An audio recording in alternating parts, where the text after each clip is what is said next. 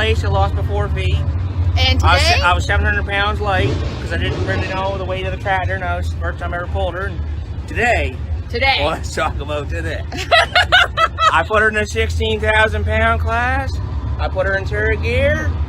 They were all 280, 290. One was 310, maybe 312. And you were? I put her in at 370 feet right in the sand pile. And the only mistake I made, I didn't put her right in the registration booth with the girl. Let's make some noise. Good running. John Deere, Animal Deep Iowa coming up. We got one right behind you.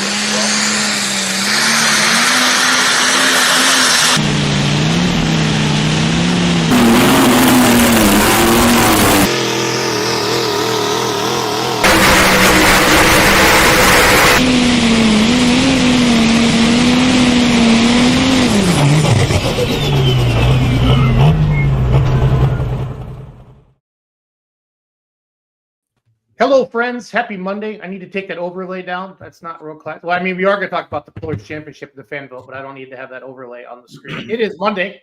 It is January 6th. There's no snow in Wisconsin, but if you live in Kentucky, it's bad. It is bad. So I hope everybody got home safe from Lexington this past weekend. My name is Jason Schultz, joined by the Mike Idle, my co-host. Mackenzie is on her way to Cloverdale to get the merchandise trailer in before they build the track at the Midwest Winter Nationals. Brent Yarin, TPC extraordinaire. We could not have the Pullers Championship without him or Brad Holzhauer. The rest of us are replaceable. We need Brad's money and track, and we need Brent Yarin's computer skills. So I think, Mike, I think that's the nicest way I can say it. Don't you think?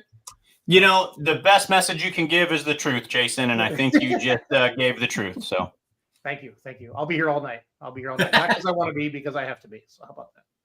So I'm just teasing. I love it. Anyway, we are kicking off. Brent, is it year 4? It's year 4. Holy cow. How cool is that? I was just trying to do the math in my head on the way upstairs to the office, and I had 4 in my mind. But, guys, that went by fast, I feel like. I'm not quite sure how we're already here, but yeah, we are. Brent, would you say that you guys are still in the infancy or the growing or the developing stages at this point? Does it still kind of feel like you're kind of hatching out of that idea? Or do you kind of feel like you're where you wanted to be and things are starting to take on some identity that you were hoping for? You know, when we first started, I feel like a 5-year plan is just like, we know in the first 5 years that something was going to happen. And I think we're on that path that, you know, our 5-year plan is kind of, it's going to be achievable. So we'll see how this year goes, but yeah, definitely need to just continue to get feedback from pullers, from fans, from workers, from everybody that's involved with the event to continue to make it better each and every year and bring new ideas and try to create more engagement and more like opportunities for people to do when they're at the event. You know, you go to places throughout the country and it's more, a lot of places are more than just a tractor pull. We want to be more than just a tractor pull. We want to be a family event that you can take out and your entire family and enjoy the entire weekend or the day and spend some time in Nashville, Illinois. So that's what we're striving for. My favorite thing about this event now, guys, is the fact that when we call like the initial invites, we call them the people that finish high in their point series that we selected to get an automatic invite. If they turn us down, it's not because like the first year is, I kind of see what these guys are going to do, right? Or I see what these guys are going to pay. And now it's, man, I want to, but we're farming, or I'm not going to have my motor done in time, you know, or something like that. I just know it won't be ready. You know, we've stuck with this. We start right before the big season starts, before PPL, Outlaws, NTPA, all the major associations start. So we can truly have an outdoor Louisville. And it is farm show season right now to have an outdoor farm show where we feel we have the best of the best, as well as, I mean, you know, the farm show you apply, right? And then you get either accepted or denied.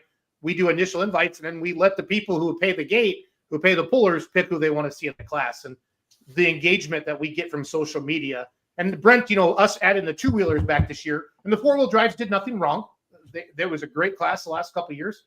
We decided as a team that we wanted to bring the 2-wheelers back, but we don't want a 6-hour show. We know people won't sit there that long. Our goal is to be done in 4 hours and less and have around 100 hooks and have some of the best equipment that you'll see in the country. And I don't know if anybody could argue that we haven't done that at all these first couple of years. So one thing I noticed too that really speaks, Jason, you're talking about how drivers are viewing this differently.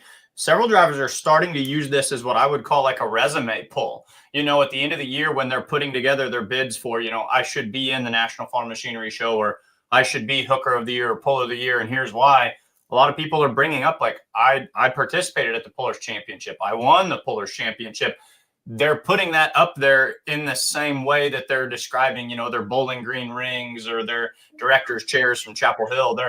They're putting a mark next to their victories here, and they're saying, hey, this is a big deal. So, yeah, getting drivers to view this as the pull that you guys know it's going to be, I think they're starting to do that. Well, and you see it as an announcer, Mike, when you're reading some of the resumes, like when you're a puller, you fill out your bio, and it's always what are some notable wins, and you hear that. I got second at the Pullers Championship, or I won the Pullers Championship. It's a great thing, and again, we're excited to be part of it. I can't thank Brad Holzhauer enough. None of us, Paul Romack, Brent Shortfighty, Kerry Lowry, and then Yaren. I don't know. I do a lot of social media, a lot of promotion side of it. I try to help with sponsors the best I can. Brent is so integral behind the scenes with the website and the fan voting and everything. And Brent is the only one who sees the fan votes. It is never influenced. It is never biased. Brent just tells us who the top 10 is. So if you can't trust Brent Yaren with that mustache, I don't know if you can trust him. I just want to throw it out there. That's very. I've had people say that, tell me that they think that it's rigged, and I just send them a screenshot. So if you think it is, I'll prove that we're doing it correctly. So. Yep. But well, let's get at it. Kind of going back to what you were saying too, Jason. With the initial invites, and it seems to be a little bit easier now. So this year was again, each year we've had a higher percentage of our initial invites accept their invitation. So this year we had 42 initial invites, and 27 or 28, I forget exactly what the number is, did accept it. And like Jason said, majority of them that declined, it's either they're farming, they had other obligations like weddings or graduations or something during that weekend. So great to see that pullers are starting to buy into what we're trying to do, and they're seeing this event as an opportunity also to get out and compete against the best of the best before the season starts. It's a great opportunity for them to try something different, see if it works. Brent, you guys have swapped the 4-wheel drives for the super modified 2-wheel drives. Is that going to be the only shakeup in class lineup differences between 24 and 25? That, and we also did drop diesel supers. That class is just tough to get numbers. It is. Each year we usually start out great. I mean, 8, 10 diesel supers by 2 months out, and then they start after the farm show, a couple, 1 or 2 will break, or parts start happening, or all of a sudden farming just, some of them just took the risk and tried to make it, but the farming gets in the way. And so we decided to cut it out for now. I'm not saying it won't be back, but we'll see kind of what happens here. If anybody thinks we play favoritism, I own a diesel super stock, and I was the first one, Brent, to say, guys, Jason was the first one. He's just like, I understand if you guys don't want diesel supers. He's just like, so if we need to cut them, we can cut them. So we'll see how it goes this year. And we also discussed light pros, but right now it's kind of in the phase of components are just starting to make their way in. Yeah. And we want to see how the current rule set's going to play with the component and egg side. So we're going to probably give that a little bit. Maybe another year, just kind of see. This will probably be our true first test, because as far as I know, there's only one component light pro out last year, and it took them a while just to get down the track. So we'll see kind of what this next year has in store. I know there's quite a few that are going to be coming out of the woodworks here to debut as a component light pro, and I know there's more on the way. So we're just going to kind of play things by ear with that class, and we discuss unlimited supers, bring them back.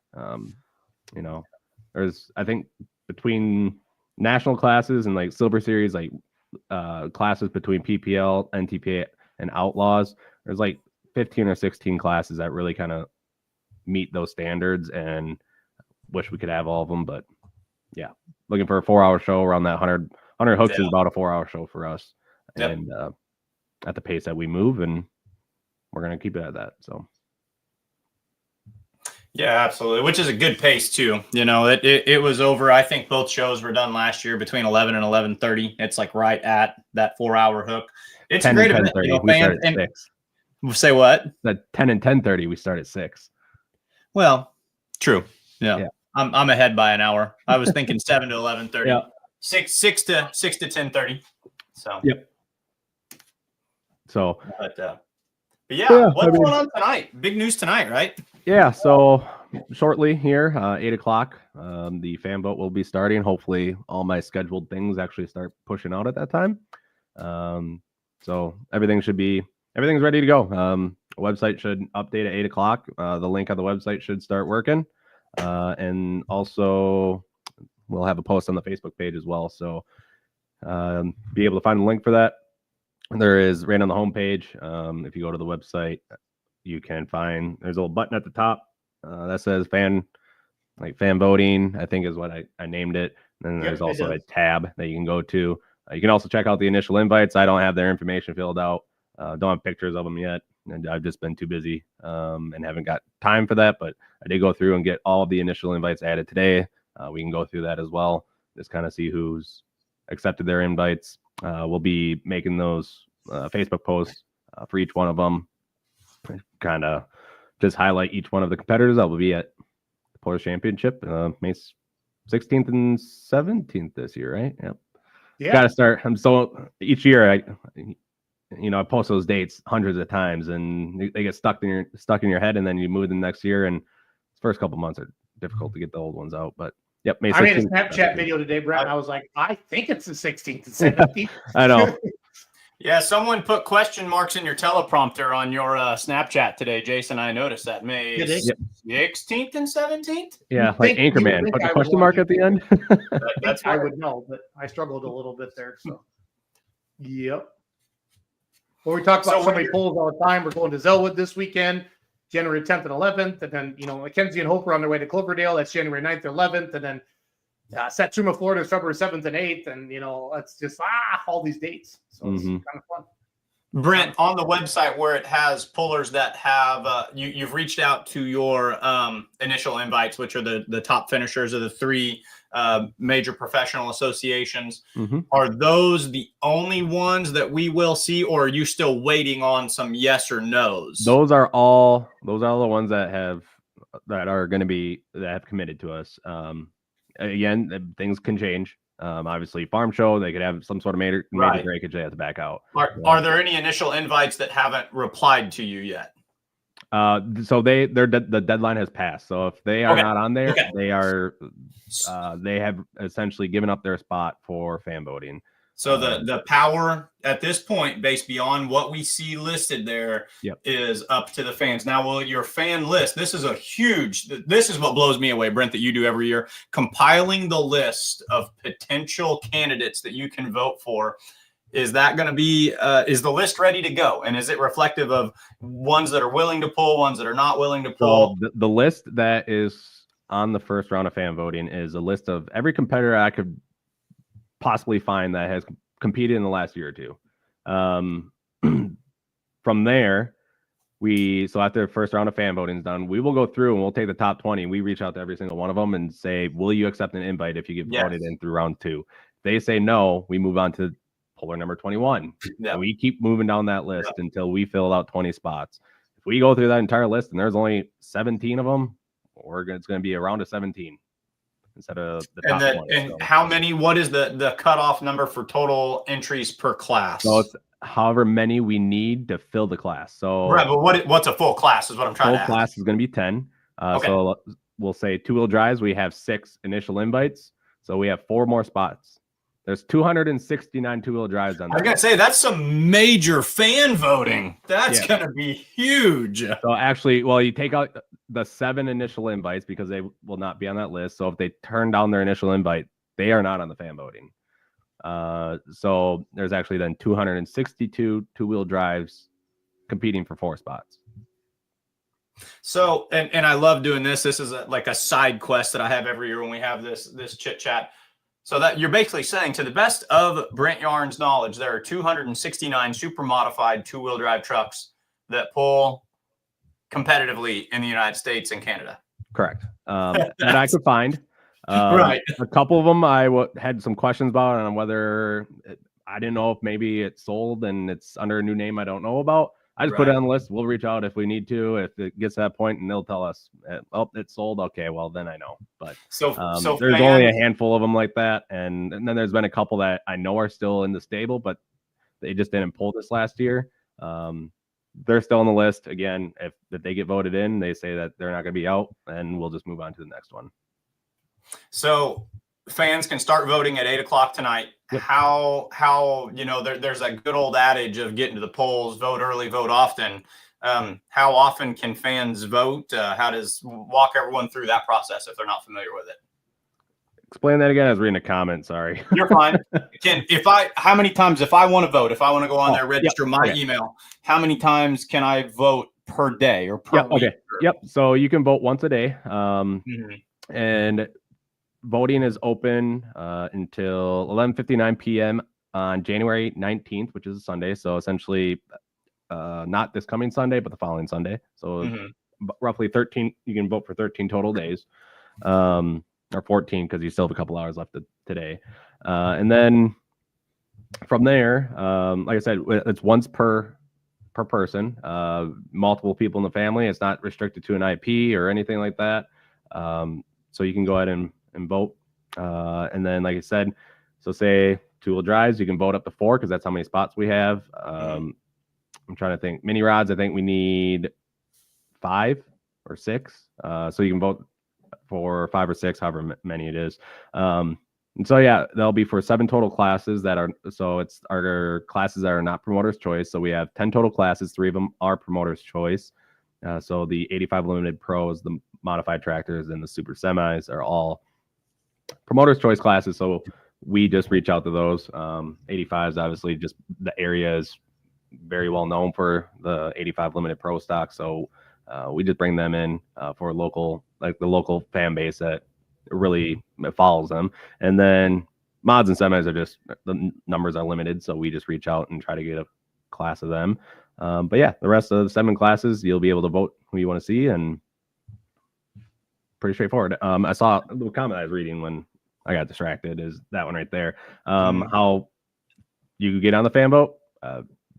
I put you on it. We go out and we figure out who's all pulled into the class, and we put you on. It comes to it, and you're in the top 20. We reach out, and you don't want to go. That's fine. We'll move on to the next person, but at least the so if you're a puller, if you're a puller and you don't see yourself on one of the proper lists, message the Pullers Championship Facebook page right away. Yep.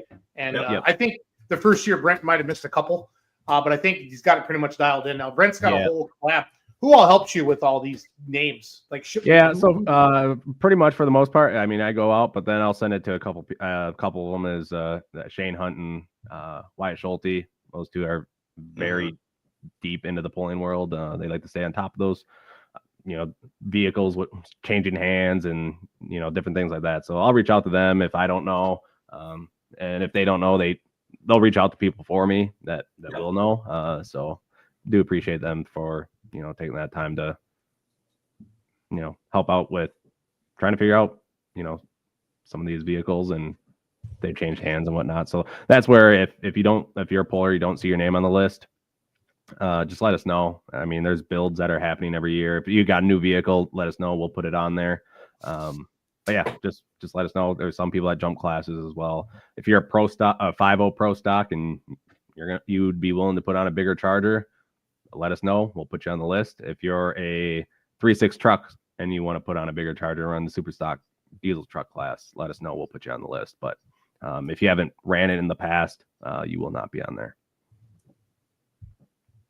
And I think another thing too, how hard is it to, let your people know how to fan vote? It's as simple as you go on your Facebook page or your Instagram or your TikTok or your Twitter or your Snapchat or whatever, and say, hey, go to thepullerschampionship.com and vote for us.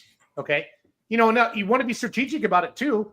Brent, it does, like, if there's 6 available slots, you don't have to vote for 6, right? You could just vote for the people. You can you can just vote for one individual. And you can, if you just want to vote for, if you have family and friends and they don't know the other classes, like, they don't have to vote for the other classes. They can just go to your class, go find you, click on you, and just continue on and submit it. If your vehicle gets in the top 20, you'll move on to round 2 of fan voting. Again, we'll reach out to those pollers, and we'll ask them if they would accept the invite if they were to get voted through round 2. And if you say yes, then we will put you on that list. And then there'll be a second round, same scenario. You'll vote for the X amount for each class, and then out of that top 20, we will take. So just going back 2-wheel drives, we need 4 to fill the rest of the class. We'll take the top 4 out of the top 20. I think Doug was asking a question earlier. A comment was up on the screen for a while, and I didn't read it. Was asking about possibly teching or inspections or something like that.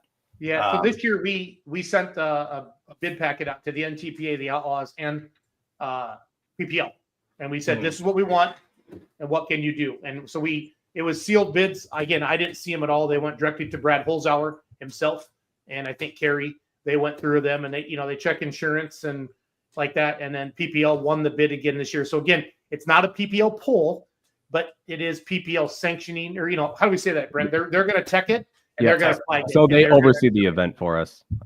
So they're going to do all the staging, the teching. They'll have the people flagging the track. They'll do the lineups, all that stuff. So essentially, we hire them, like essentially their crew. They come. You'll see them in TPC shirts, and they work alongside us to put on a good show. Is that association also, and this is just pure curiosity, are they in charge of contacting a sled operator, or does the Pullers Championship, do you guys line that up? We already have, so we do that, and we already have Bungart signed on for this year. So with Bungart Motorsports, Brandon, Donnie, Ed, the rest of the crew over there, best sled operators in the business, in our opinion. So that's who we brought in, and they do really well at the track. They've been there, I don't know how many times. Yeah, they do Brad's fall event too. Yeah, that's huge.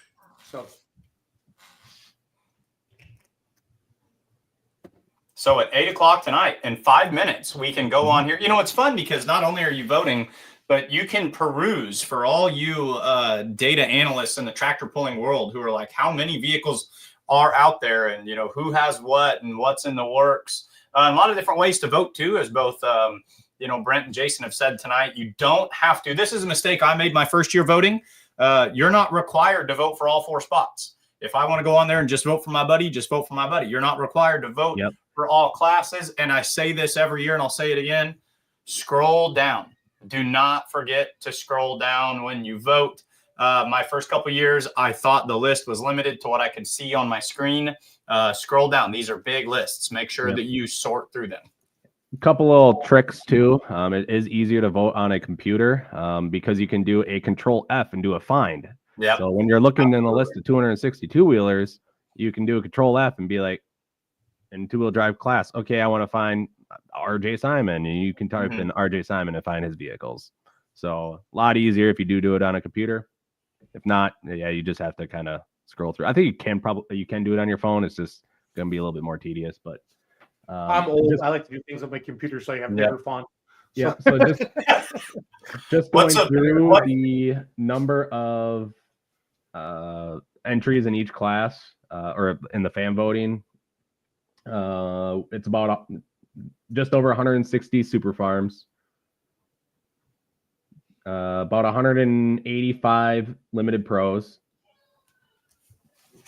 about 90 pro stocks, about 95 light super stocks, about 265 2-wheel drives, and about 50 to 55 super stock diesel trucks, and about 80 mini rods. 80 now, the super stock diesel trucks is super easy to figure out how many there are, because all you have to do is go to Diesels and Dark Corners and just copy and paste. That's a very good majority of them, yes. You're pretty close to just saying, okay, how many are in the country? They're at this event. Yeah, it's actually pretty easy to figure that one out because it's PPL, NTPA, and then you go to OSTPA for their state class. You go to Full Pull Productions, and you just have to figure out. You just take out their one nitrous truck, and then a couple of the other ones, that the blower trucks that are out there, and you pretty much have your entire class already. Yep. So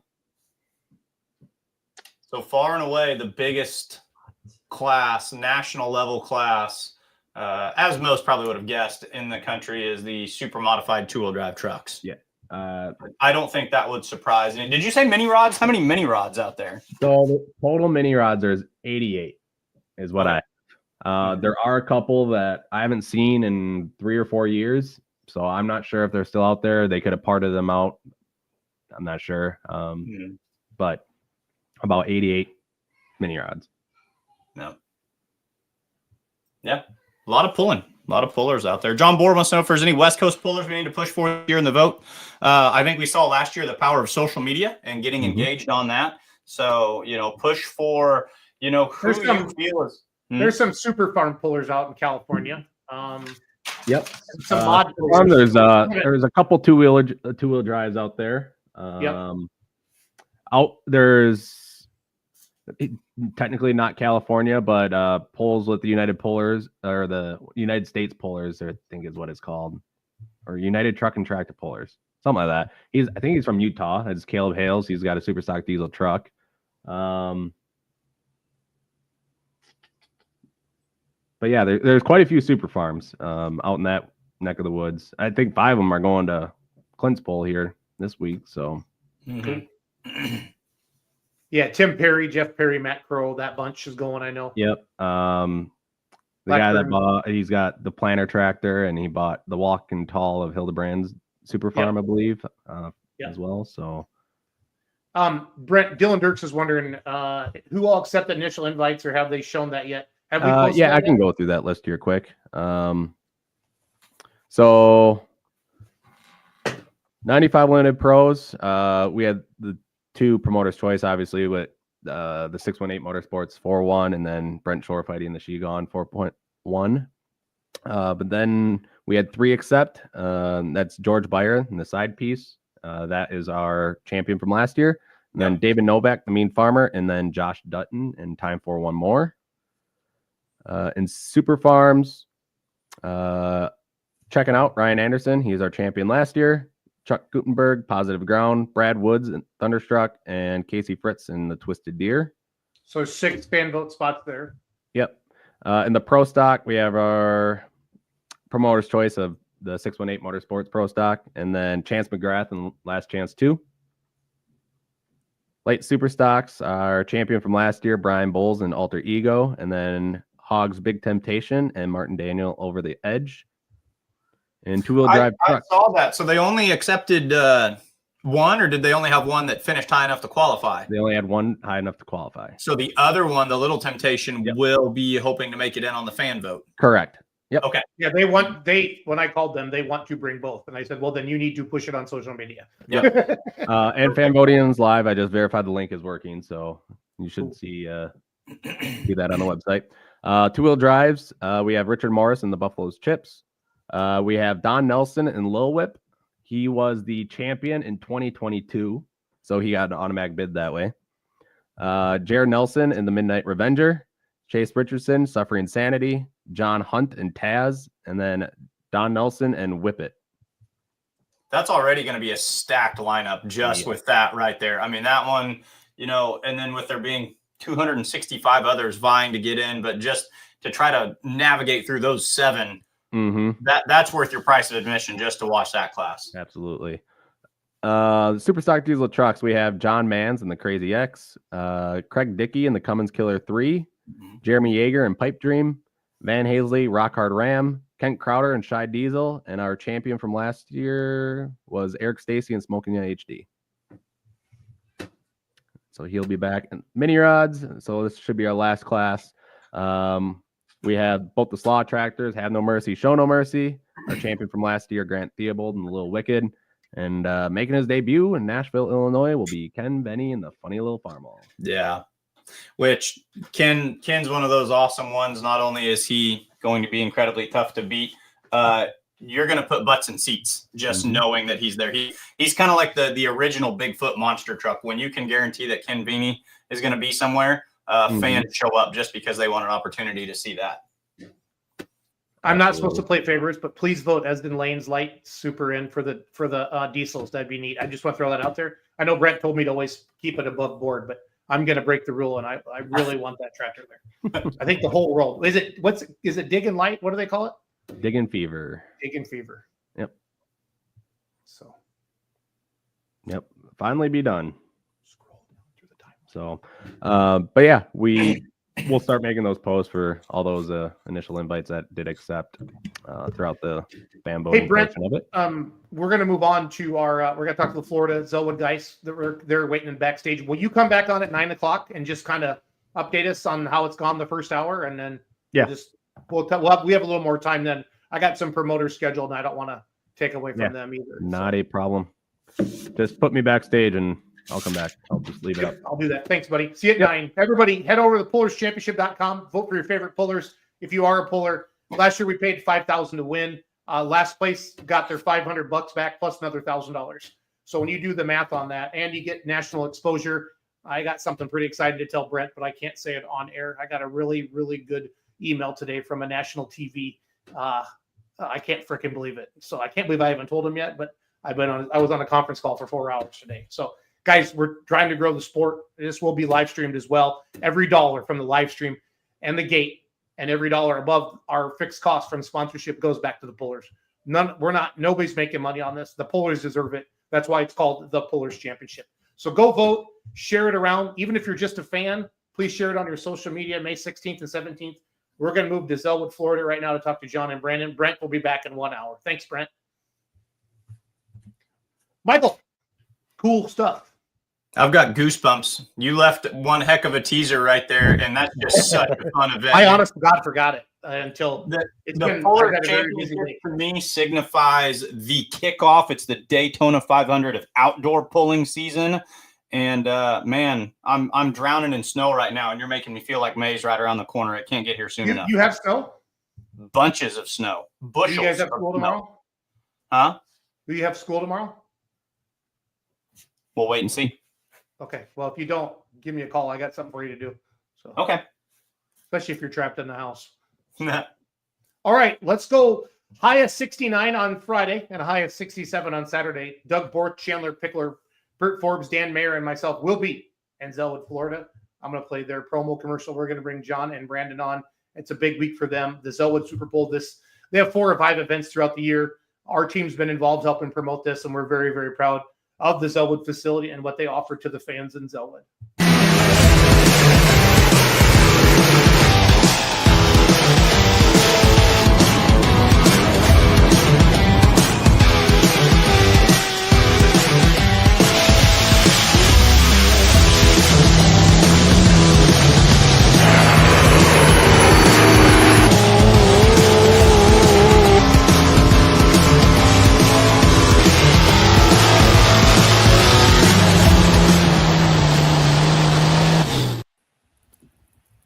Welcome, everybody. Brandon, where'd your dad go? I'm here. Oh, okay. He's on his camera on. So we can hear him.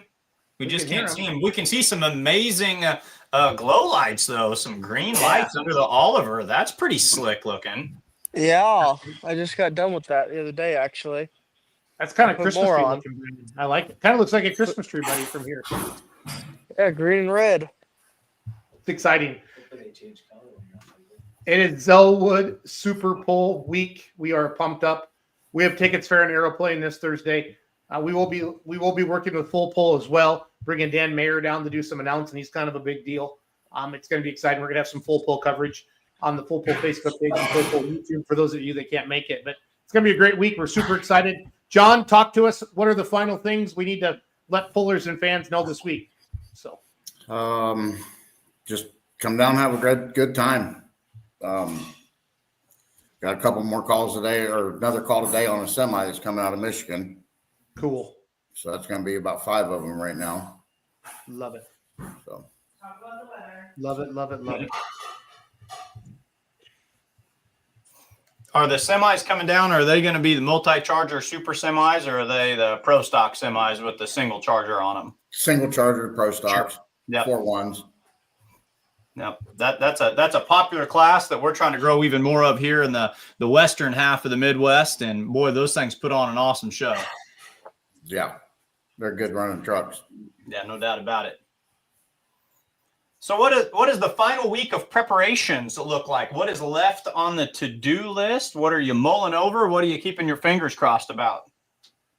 Well, we've got equipment coming tomorrow from Caterpillar, our local cat dealer, and then we've got equipment coming Thursday from our local John Deere dealer, and we're gonna start ripping the track up and feeding water to it and laying it out and just repeating the process till we marinate it just right. And we're gonna have it good. We're gonna have it fluffy on the surface and hard on the bottom, and it's gonna be there. I'm excited. So the whole goal by doing that, of course, that way it can take that power necessary, dig into that first little bit, but then find that solid stuff that you need to get it going in the money side of the track then too. You said you're opening it up on Thursday. That's right. We're gonna try to, yeah. Let it breathe and put some water to it, and that way it won't dry up. That's the biggest thing out there. It dries quick. Does it have? Do you guys grow any sort of cover material on it, or is it just bare dirt right now? It's bare clay right now. It stays open throughout the year. Okay. Yeah. Yeah, Dirk's Mike, they have 5 pulls throughout the year. It's hard for them to grow any. Well, and that's what I forget about a lot of these southern and eastern, kind of these southeastern venues, like White Plains, Georgia, and these multiple pulls at one track. It's almost like the track doubles as the association itself, the way kind of like a circle track would work up here in the Midwest. So. Yes, it is. You'll get a few grass plants to pop up, but just take the disc and go over them and pack it up, and you're good to go. Of course, that's when we have our summer break, which it's too hot for all that. It really is. So, what months of the year will you typically pull? The January, our big pull. I don't think we're gonna do February because there's a lot of pulls down here, and then March. And I think we're going to take off April and July and maybe August because that's our hot month. And then the rest of the year we're going to be on. We're going to try and be as much as we can. Awesome. We haven't had our banquet yet to figure dates out for that, but I mean, as soon as we do, they'll be everywhere. So you guys know how that is. There's always something to do, Brandon, without a doubt. Oh, yes. Again, this Friday and Saturday, Zellwood, Florida, 1 p.m. and 6 p.m. One admission for the entire day. The afternoon's focused on more of the antiques, the natural aspirated mini rods, the garden tractors, and then at 6 o'clock, we like to call it the modified show. That's where we're going to see the multi-engine modifieds, the big semis, your big smoker tractors. It's a great time. It's a great event. You're legitimately going to see everything in the pulling world. Is Donnie Dean coming down again? Have you heard, John? Who's that, Jason? Donnie Dean? No, he will not be here. Oh. I texted him the other day, and he said he was not going to make it to ours this year. Okay. But I was talking to another guy up north and said he hadn't made it to a lot of polls up north this year. Okay. No. That sucks. Yeah. Oh, well. I see somebody's got a question about the sleds. There'll be Jeff Story sleds out of Michigan.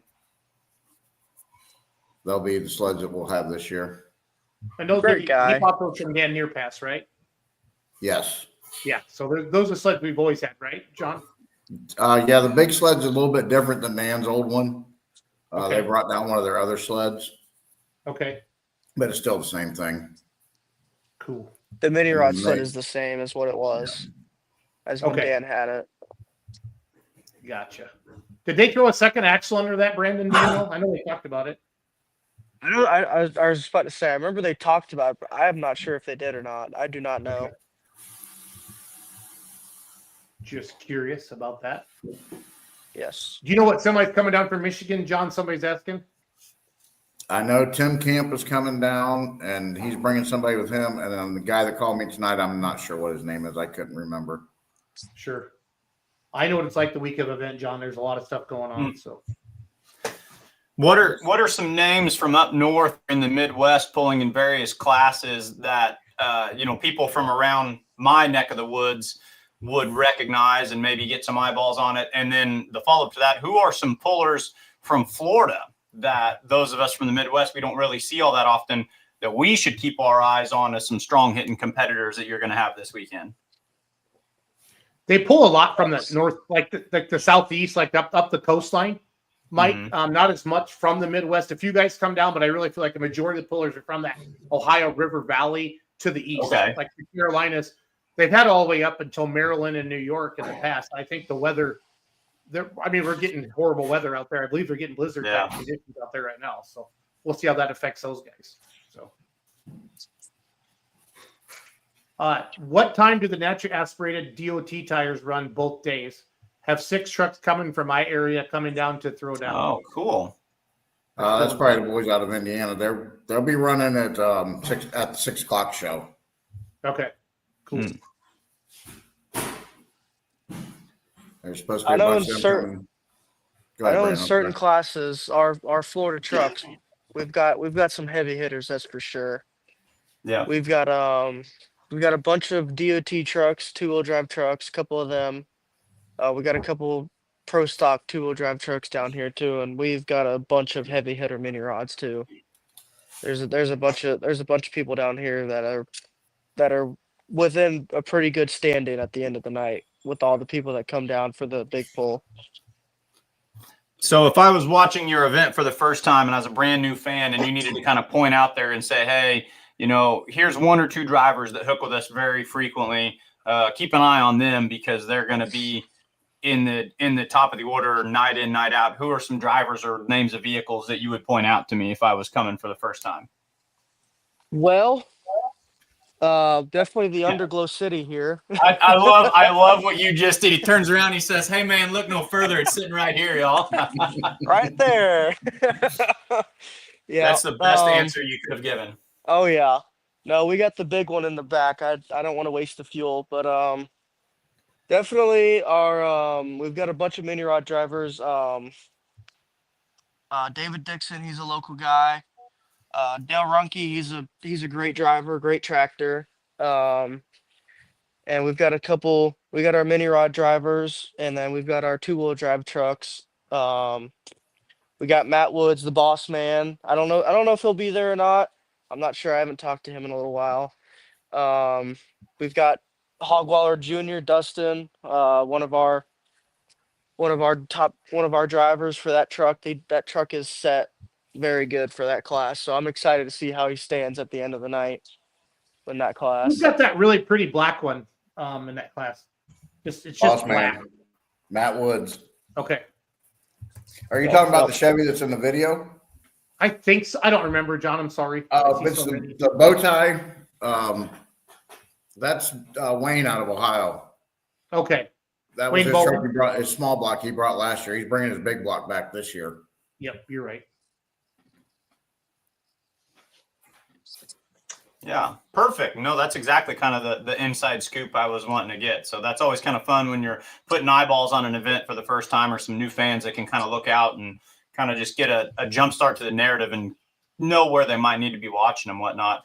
How about modified 4-wheel drive trucks? Dylan's asking again, what's your guys' opinion on having those down in Florida? If they show up, we'll pull them. Love We that usually answer. have a pretty good crowd of those trucks that come to our track for that pull, so I'm excited to see that as well. They usually put on a show. Yep. And like you guys have said before, all these pullers have to do is get in contact with you guys and get a handful together and you'll make room for them. Yep. Even if it's just you, we'll do expedition. We don't care. You'll still Love run. it. Oh, they can't see you.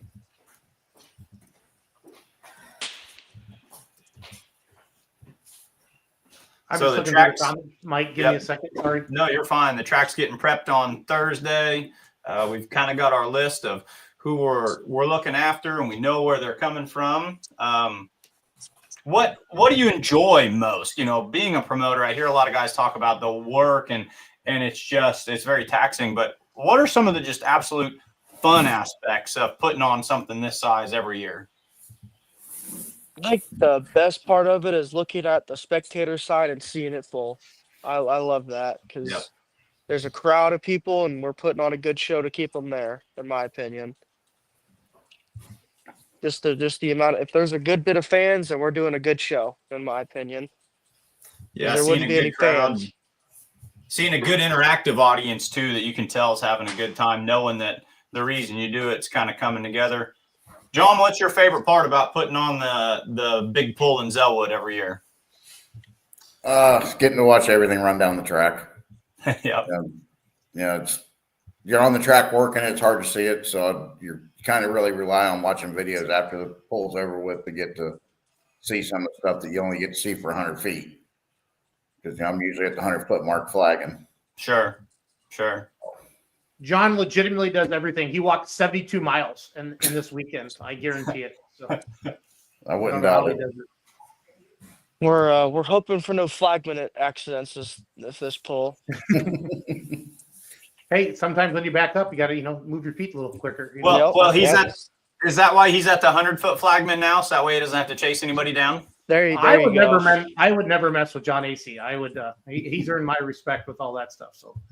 No, that's my vice president Rob that had the trip fall. Yep. At the end, at the December pull. Yep. Jason, do you want me to get the names on them 5 semis so we can put them on the betting thing also? Yeah, that'd be great.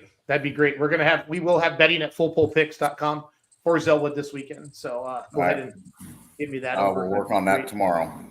Yep. And get it to you. Tim Bowen says waiting in Wildwood, Florida with backdraft for the gates to open. I love it. I love it. I guess Tim got down here Saturday. Oh, cool. Said he wasn't leaving until Friday or till Sunday to come down, but he ended up coming down Saturday. He makes a mean breakfast. He fed us in Satsuma one year. No. Yeah, that's going to be good stuff. So hitting the times again, 1 o'clock and 6 o'clock, both Friday and Saturday. Those times don't change, but it's kind of a single event. If you pay for your entry fee on Friday at 1 o'clock, you're good all day long. If you pay for your entry fee as a fan on Saturday at 1 o'clock, you're good all day long. Am I saying that right? Yes. Okay. So how long is there a break, and what do fans have to leave, or if they leave between the 1 o'clock and the 6 o'clock session, can they get back in, or does the 1 o'clock typically just spill right into the 6 o'clock? How does that kind of work between sessions there? We try to have a break about 5 to give us some time to get the track ready for the 6 o'clock show. But usually they don't leave. If they do leave, they up at the gate, they can get a wristband to where they can get back in, or there's not really a lot around. There may be a grocery store to run to, but yeah. What if they want to get something hot to eat, something cold to drink in between sessions? You got plenty of vendors and everything for the folks? Yep, we have plenty of vendors. We have a donut guy this year. We have a peanut guy.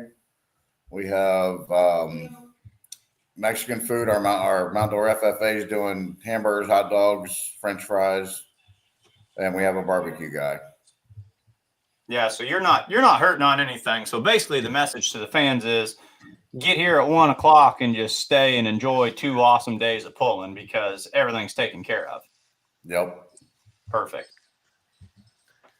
And the forecast looks good, everybody. 69 on Friday, and 67 on Saturday is what I saw. So.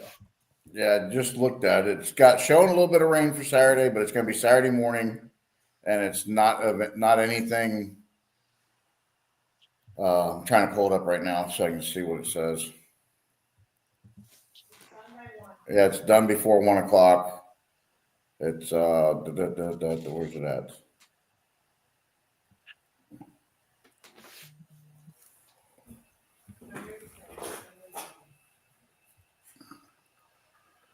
It's like 0.02% of accumulation, so it's nothing.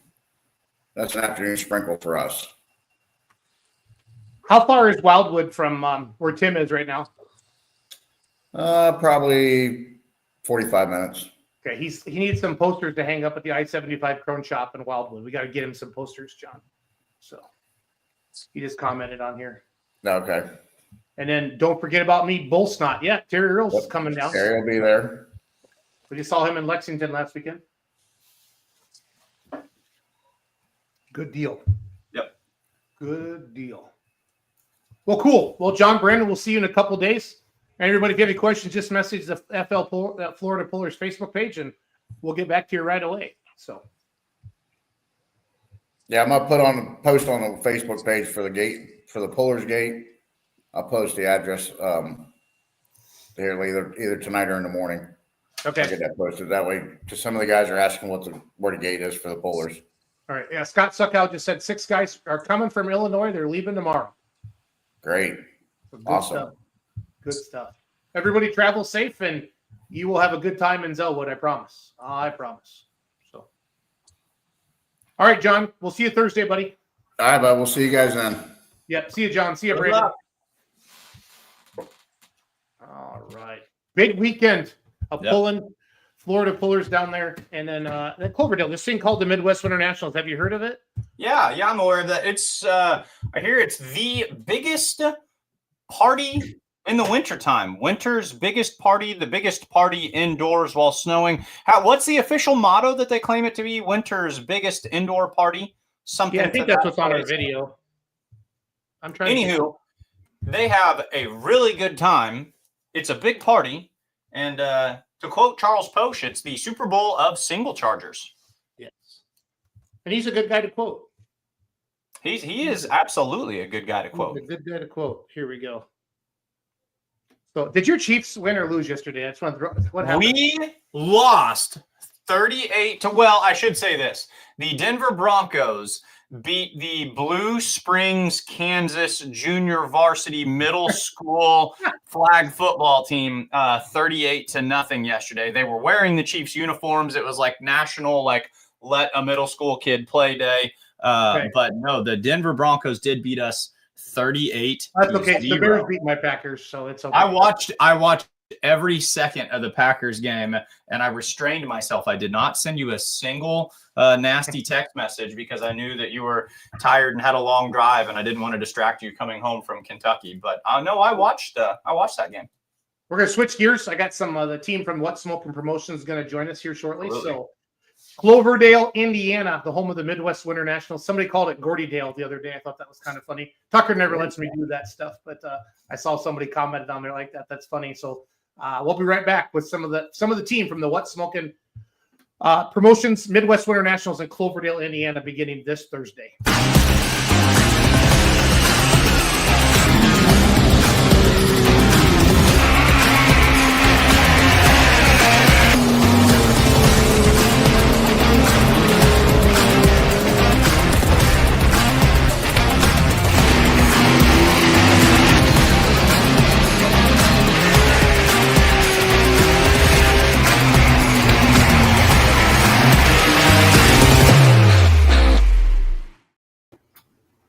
Hello, friends. Flea. Holy cow. What's going on, Chris? It is Flea. Hi, Flea. Yeah. He doesn't. Hey, dipshit, turn on your sound. There you go. I can't hear you, Flea. What? I can't, Chris. We can't hear you. Chris, we can't It's hear like half of his life, his mouth is moving, but nothing's happening. We gotta have Flea on here. So, welcome everybody. Let's get going. Joe, who's all on? Talk to me. Well, Clint's on there with his black screen because he's too ashamed to show himself. No. Yeah. Am I ever? Yeah, look, this segment of the program is brought to you by my favorite soda drink. Ski. That's what gets us through the Midwest Winter Nationals. Chris, You're gonna have a lot of say ski. it? Richard, can you hear us? Yeah, I can hear you. Okay, we got Crowley. Okay, cool. So, well, guys, let's get after it. What's going on? Richard, what from your point of view? How much snow did you guys get in Cloverdale? Let's get right to it. None. Reverse psychology. It's a desert. Yeah. It's a desert. Yeah. Where I'm at north, we didn't get but about a half inch, so we could have it up here, I guess. Okay. Flea says he's coming to you live from Dee's Lounge in Carlisle, Illinois, in the private chat, but we can't hear him talking, so I'm not sure what's going on. He's going to type into the private chat, and then you can just speak for him throughout the rest of the evening, Jason. Dee's Lounge. Is that a strip bar? Joe, is that a strip bar? No, it's not a strip bar. It's just a good bar. Flea's in a good spot right now, but Flea, there's a little thing, or can you hear us? Bob your head or something? Yeah, you can hear it. We can read your lip. There's a little thing over there called a microphone, little button. You can press that, maybe. He's got us muted. A lot of people mute me. So let's go around. I guess, Joe, you go first. What we've been using this as a obviously promote. We love this event. It's one of our favorite events to go to all year long. Encouraging everybody to go down January 9th or 11th. If you can't be there, please go watch the live stream. That's how they help pay the bills. Whatsmoking.net. I actually had a text message 5 minutes ago asking where they can watch. It is an awesome live stream produced by Ryan Zolik. And whatsmoking.net has all the information on there. You can buy 1 session, 6 sessions. It's a great deal. The charity tractor. This is the last day, right, Clint, for that to buy tickets online? Yes. If you get them done, if you get them ordered tonight, we'll put them in the mail tomorrow. We have had a great response on this toy. Probably the biggest pre-sale we've ever had. Awesome. And you can't, I just laugh some of the, I got an order from Brady Shramick there tonight. That was awesome. I'm going to pat him on the back when I see him down Louisville. Thank you for that. Thanks to everybody for that. It's an amazing toy. Justin went above and beyond as normal, and it looks phenomenal. And he'll actually be out there this year. We're close enough to he can come out and bring some buddies, and you can buy some tickets right there. Yeah, he always does good when he works the ticket booth there. A lot of people like him. Yeah. So. Yep.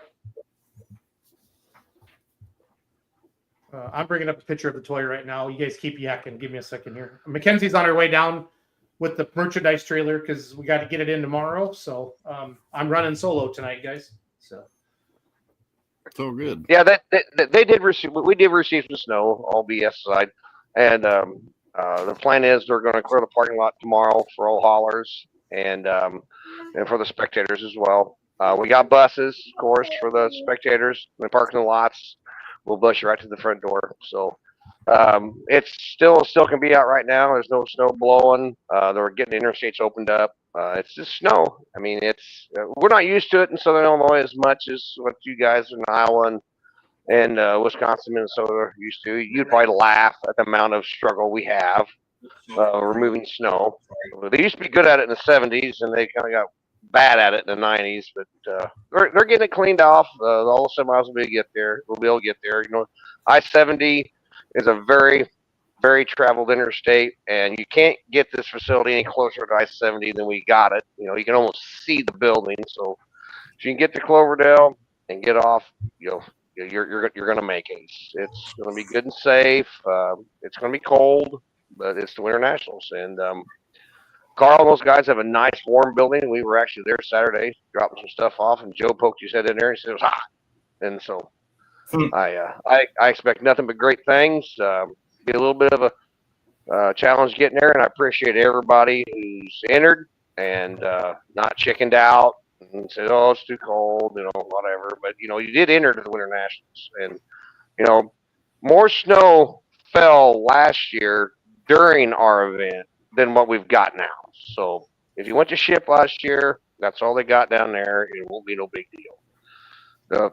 I guarantee it won't snow in the building. Get your butt in there, get you a Busch Light and Carl and them, and sit down and watch a lot of tractors go down the track. And this is a great facility. If you remember the NTPA, did they call it the Winter Nationals or the Spring Nationals? Clint, do you remember? They called it the NTPA Nationals, yes. Okay. I think that's what Carl and Bryce and all those guys, when they put those on, they had great pulls in there. They had like a little more smaller controlled show, based on points winners and whatnot. Well, our show's an open show. Anybody in the country can enter, and they have. We got Super Farms from. We're really proud of our Thursday night. Mod Turbo versus Super Farm class. We got tractors in the interstate group, thanks to Jason Forrester. He really rounded up a great bunch of tractors, and we're going to pull against the guys, Super Farms from California, Super Farms from Michigan. Kind of a unique deal. Going to be fun. Awesome. And again, for those of you that are going, please post on your social media. Pullers that are going, pullers have been doing a good job. Tucker, posting pictures of their tractors or their trucks, they're ready to go to Cloverdale, and that's so huge because then you get I didn't even know that was going on, and it gives you a chance to really let people know what is going on and getting stuff out there. So, hey, yeah, Richard, with this being in Cloverdale, how do you see the tractors changing or the crowd changing We're still going to get that good fall. Did we lose Richard? No, he's still there. Okay. Flea's the one we're still trying to find. I mean, are we going to be able to fill this place up with happy fans like we do everywhere else? I think so. I think there's going to be a good following from down in that area. Clint and I was talking about that earlier today on the phone, that he had talked to Isaac Kilburn that's bringing in the Pro Stock trucks, and he said there's people. Isaac said the people in that area are ready to come and support it. The snow's not going to bother them. I think that we'll have the place full. And the live stream always does really well. And again, Ryan does a great job with that. So again, pullers, fans, whatsmoking.net. If anybody has questions, you can message me on Beer Money. I'll send you a link, or just reach out to whatsmoking.net on the social media page, or What's Smoking Promotions on the social media pages, and find it. But you can buy all 6 sessions, or you can, buy individual sessions. I think it's a really good deal if you buy all 6 off the top of my head. And then will the Wednesday night test passes, will you do that for free again, Clint, like you have in the past? Yeah, absolutely. The Wednesday night test passes, they're going to be a little bit later in the evening than we're normally used to, because we lost today. We lost the whole day with snow recovery. The sleds are there. They were there Saturday. Brandon and Donnie's there. They're going to have everything set up, ready to go. We'll peel the track off tomorrow and work on it a lot tomorrow, get it all set up. And Joe will be there micromanaging all that. JR will be there as well, and Daryl. And Cole Johnson will be on staff tomorrow night. So they'll get it all figured out, and we get everybody over there Wednesday. I've had a lot of holler guys, a lot of pullers wanting to bring their haulers in tomorrow. Just give us some time, to get the parking lot cleaned off. I love the excitement, but just give us a little bit of time to get the parking lot cleaned off, that we can get you parked. Everybody's got their puller packet. Well, most people did. We sent out about 400 of them. I hope half of them made it, because a lot of guys been sending me emails and text messages. I didn't get a puller packet. Well, shocker, the post office failed again. But that's not going to keep you from pulling. Me, Tillman, and we got our outside pit boss, Mark Austin. Bless his heart. He's going to come and get you parked and get you unloaded and get you a tractor on the ground. And Joe and all the crew will get you inside. Joe's got a phenomenal inside program drew up. We have a lot of room in that building, and we'll get you inside, get you warmed up. For guys that can't get inside and don't pull till Saturday, be patient with us. And we have all your emails, and we'll email you in a big broad email. Hey, we think we can take in this now, so just work with us. It will be a great pull again for the 21st year. That's awesome. The fact that you still haven't had a heart attack, Tucker, and you've been doing it for 21 years. That's what's amazing to me, buddy. He's learned to delegate responsibility. That way we all have a heart attack at the same time. If I survive my 2009 experience there, I can survive anything. Yeah. No, you learned a lot from that one. You learned. No, I absolutely did. I've been showing a video from the Facebook page of Justin's toy. Jump on the website, right, Clint, and they can still get tickets, you said? Yep. Till midnight, and then we'll give in the mail tomorrow. And you'll get a little red ticket in an envelope, and that's your number. And we have the other half of that ticket with your name and phone number on it. And we'll draw the number out there on Saturday night. And if hopefully you're present, but if you're not, Charles or one of the announcer guys will give you a call and tell you you're the winner. It's just that simple. Man, I wish Flea could figure out his volume, because you never know what Flea's going to say. That's what's fun about him. But he's a little more unhinged, and he's in the right environment to really say some unhinged shit. More entertainment value. Yeah. Yeah. Well, I just thought having Flea on there would be because Flea's went up and down the track more than anybody in What's Smoking Promotions history. Because he's the roller guy, and him and Mark and Charlie and my brother.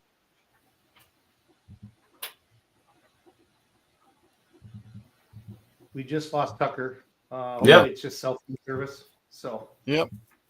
Well, finish what he was saying. Flea's been up and down that track more than any of us. Yeah, back on that and roller, forth. that is for sure. Yeah. Remember the year, Flea, you've got to bring this back. So if you can't talk, at least listen.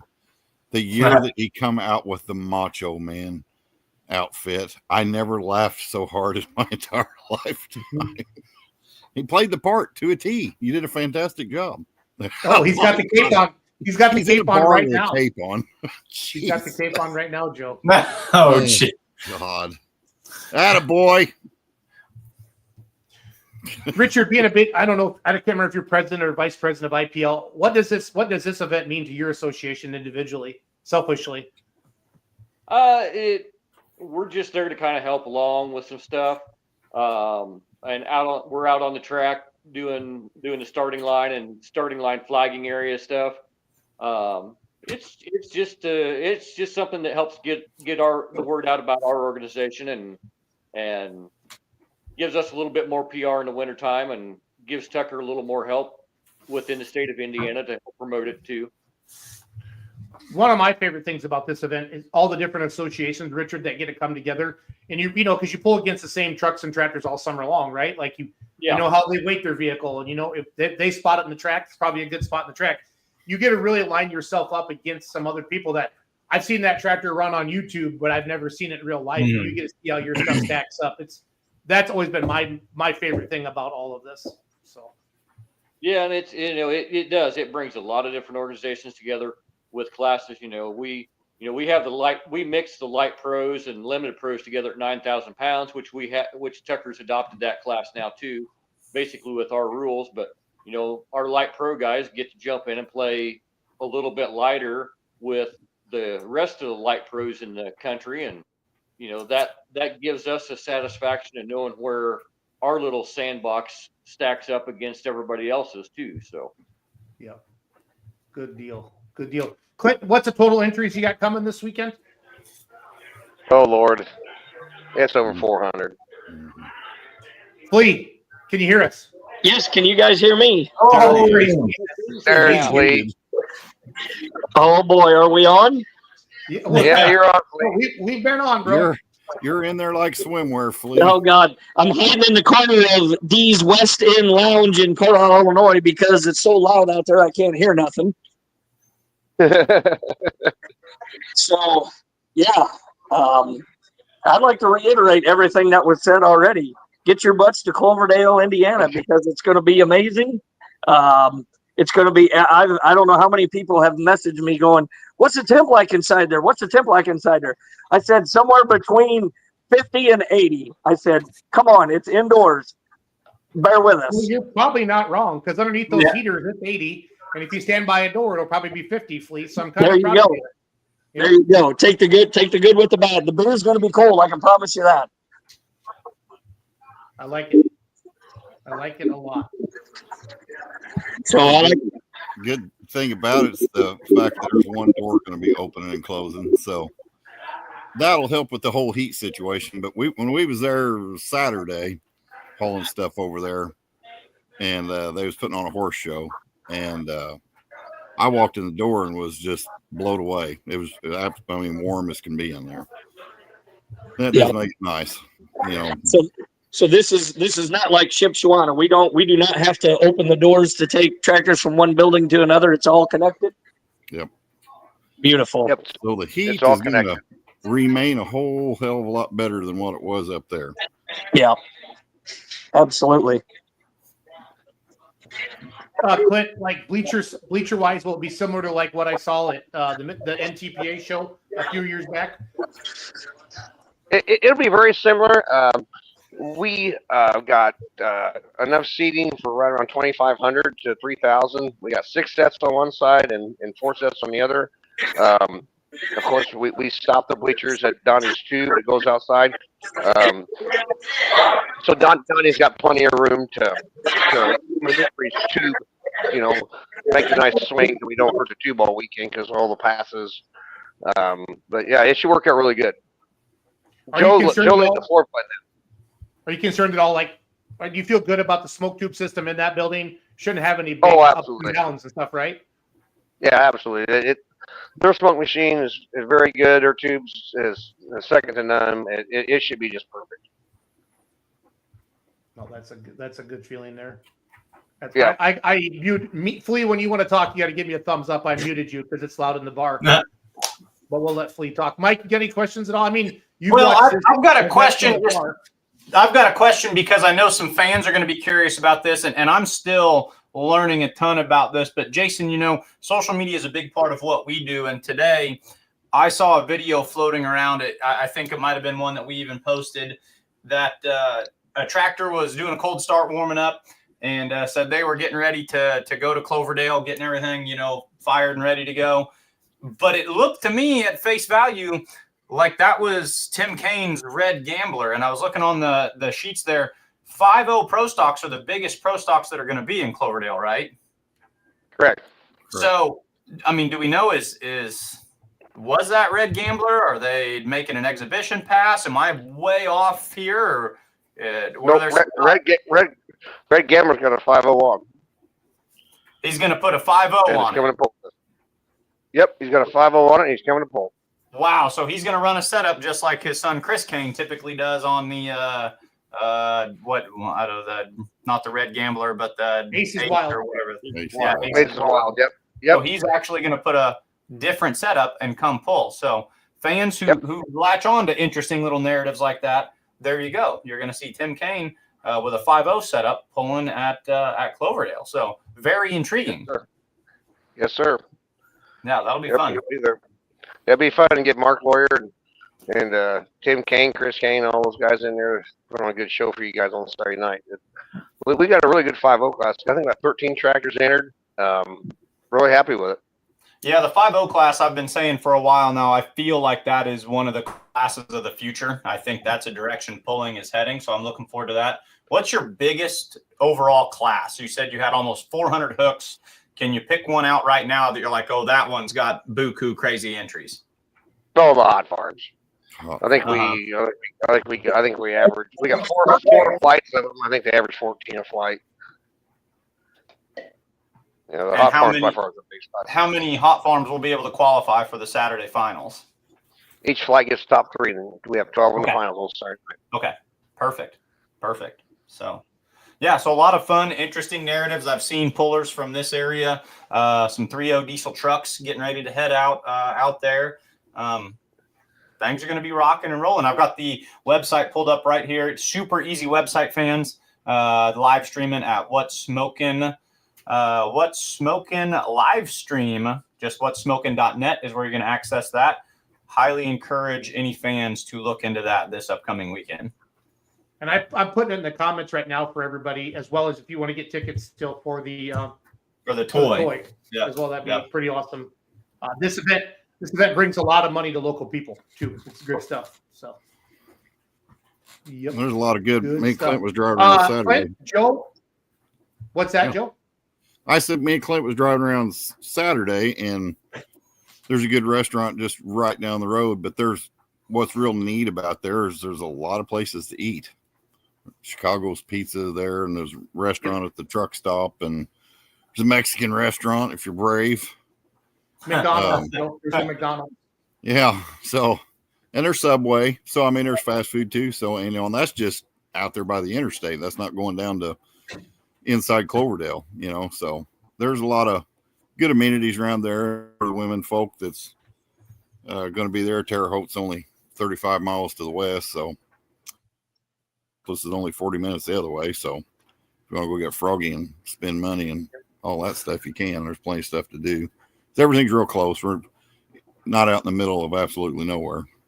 No, good. Hey, we're going to wrap this up with you guys. You got anything to say to the people, Chris, before we let you go? Huh? Give me something, Chris. Give me something, please. Can you hear me? Yeah. All right. Proud to be a part of the show. We got the absolute best employees in indoor tractor pulling in the country. We strive to put on the best show that we can, and that's what you're going to get. And any single ladies want to take a ride on the Packer Thursday, Friday, or Saturday, come find me. and we'll take you for a little tootle down the track. How's that sound? I like it, Flea. I like it. It's the number one question I got asked this year when I got into pulling promotion, media, and broadcasting was, how do we get to ride on the Packer? That's the number one question I get. So, it's just. It helps if you're somewhere between 18 and 80 and of the female brand. So that definitely helps. And your name appears in the plat book quite frequently. Yes. It appears in the plat book quite frequently. There's a pretty good chance you're going to drive it and I'll just retire. That's right. You will be hired. Well, guys, I'm going to get off here and drink some beer. We'll see you all Wednesday. Thank you for having me on. I appreciate it. Thanks, Chris. See you, Philippe. All right, Richard, give me your 30-second commercial. Just everybody needs to come out and see what we're doing. I mean, it's a great show. A bunch of different people with different organizations come together for this one weekend, and I've had a lot of compliments that it looks like we do this every weekend together. So it is just a great bunch of people to work with. It's an amazingly well-run show, Richard. To everybody, it's a damn symphony of destruction, as Megadeth would say. It's awesome. It is awesome. So, good, Joe. Any final words? 21 years of making mistakes. We get better every year. So, if you go to another indoor show, they all do a fantastic job. But one thing you'll notice about ours is that we click along at a pretty fast pace. Well, I've always said this to everybody. It's like we're all little tractor pullers or current tractor pullers. And, you try to put on the best show that you possibly can because you want to put yourself in the fans' standpoint, see it from their view, and do the best that you can for them as well as the pullers. Make the event go as seamlessly flawless as absolutely possible to make it good for everybody. Make it happen. Make everybody have fun. And make it easy and have a good time. That's what it's all out to do. And thank you for. I would tell you, this event moves faster than an outdoor pull. It just does. I've been there many, many times. The way they move, they pick up the tractor, set them down.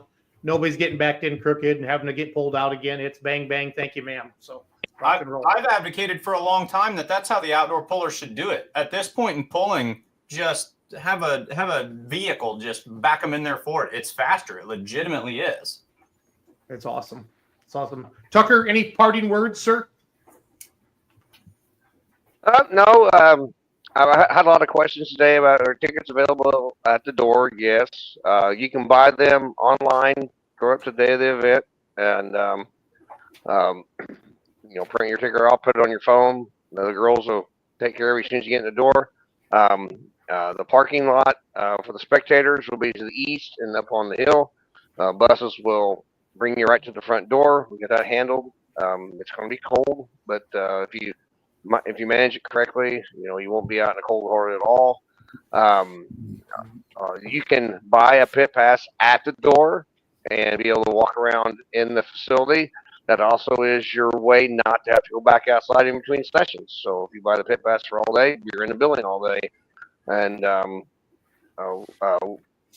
like I said, the toy tickets are online till tonight, and we'll shut that off because we can't get the tickets mailed to you quick enough because the mail systems struggles the best. But now we got a little weather down here, makes it even worse. We've got a nice warm building. We got the best sled and smoke machine people in the country. Pullers work with us. Read your puller packet. Read it thoroughly. Read it 3 times thoroughly. When you get there, come in, get registered. Mark Austin, myself, Tillman will be there Wednesday to help you get you parked, get your stuff unloaded, bring it all inside. We'll get it warmed up. We got test passes, hopefully, early evening on Wednesday night, and then we will start pretty early in the morning for the Central Time Zone on Thursday, and we got a lot of tractors go down the track throughout the weekend, and it should be some good pulling. So we're looking forward to it for our 21st year. Awesome. Well, thank you guys for putting on a great show, and let's fill the house. Well, thank you, Jason, for promoting us. We appreciate it. Hey, we're a team. You've been good to Beer Money over the years, and it's been a great partnership, and hope it can continue. So. Yep. Thank you, guys. Thanks, guys. Good night, Joe. Take care. Good luck, guys. See you guys.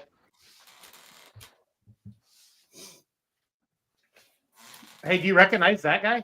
You can't Hey, even what's up, stop- guys? You can't even stop him from smiling. Look how Matt Hart, the third leg to the three-legged stool, is back on the Let's Grow Pulling podcast. Jason, it's like, well, how's the old thing go? We gotta like kill the fatted calf or whatever because the prodigal is returned. I don't know what we need to do, but I'm just happy to see him. He's been invited like the last 2 weeks. Yeah. What's up, guys? How are you? Good to see you, Matt. Good to see you, buddy. It's wonderful We're to see still you promoting too. pulling, still trying to get as many people pack the stands and have Good. some fun. Good. Well, it's always fun to be on here when we're talking about the Midwest Winter Nationals and it being cold, and hearing Tucker talking about people, trying to park people. It's the same thing every year. And you know what happens? They drink a lot of beer. They pull a lot of really great tractors, and a ton of people have a great time. So I think, if you weren't planning on going, if that's not enough to get you sold there, then it should be. It should be. So it's good there. Let's talk about warmer clients, Matt Hart. Let's talk about warmer, like Satsuma, Florida, February 7th and 8th. How about that? Yes, sir. We're super excited, right? Just Add Dirt Motorsports. We got Mark Kelsey was on last week. Somehow, some way, I twisted his arm into doing that because he's such a great talker. No, he really is. He hates doing that stuff. He was really doing that. Actually, really pissed at you. He said he was going to fire you, but he decided not to. Matt. So. Yep. And that's okay because my plane ticket's already bought. So we're going down to Florida, and I had to pull all this up. It's funny because the new year, new me. I had to block all these things on Facebook, and I'm like, where's all the good information at, right? I haven't been on here. Good news is if you type in beer in my search bar, it's still Beer Money Pulling Team, the first one that comes up. So that's good. We'll be down in Satsuma, Florida, the 7th and 8th of February, which is 30 days from now. And super excited. You guys mentioned last week, and Jason's got some great information here tonight too. But of course, Outlaws being a part of it this year. Very, very excited for that. Our 5-0 Pro Stocks just going to be great. Those people down in Satsuma do not know what they're about to see. And then Mark was telling me that folks are really excited about the mini rods, the blown mini rods. You're going to have a badass big mini rod class. Like you're going to have Grand National champions, and like the biggest names in mini rods are going to be there in the country. It's awesome. It's going to be awesome. And he said, we got a new sled setting up for that. That's going to be more of a Grand National setup. And so everybody's excited about coming down. And 3-0 trucks, right? That part of the country gets represented very well. Up in Northern Illinois, where it's cold right now, they're still very popular. Unfortunately, they don't get in too many classes around my parts anymore, which is unfortunate. But down that way, I hear Kentucky, Pennsylvania, Georgia. You mentioned the Diesel and Dark Corners. Always been a great show. I think you're going to see represented well your 3-0 trucks, and Stacy, which she was in the background last week, did a great job. It was her birthday yesterday, by the way. So if you know Stacy Kelsey, wish her happy birthday. She loves that. What did I see here? We've got Bull Snot 3-0 Pro Stock Diesel Truck Class sponsor on Saturdays only. The Saturday show only.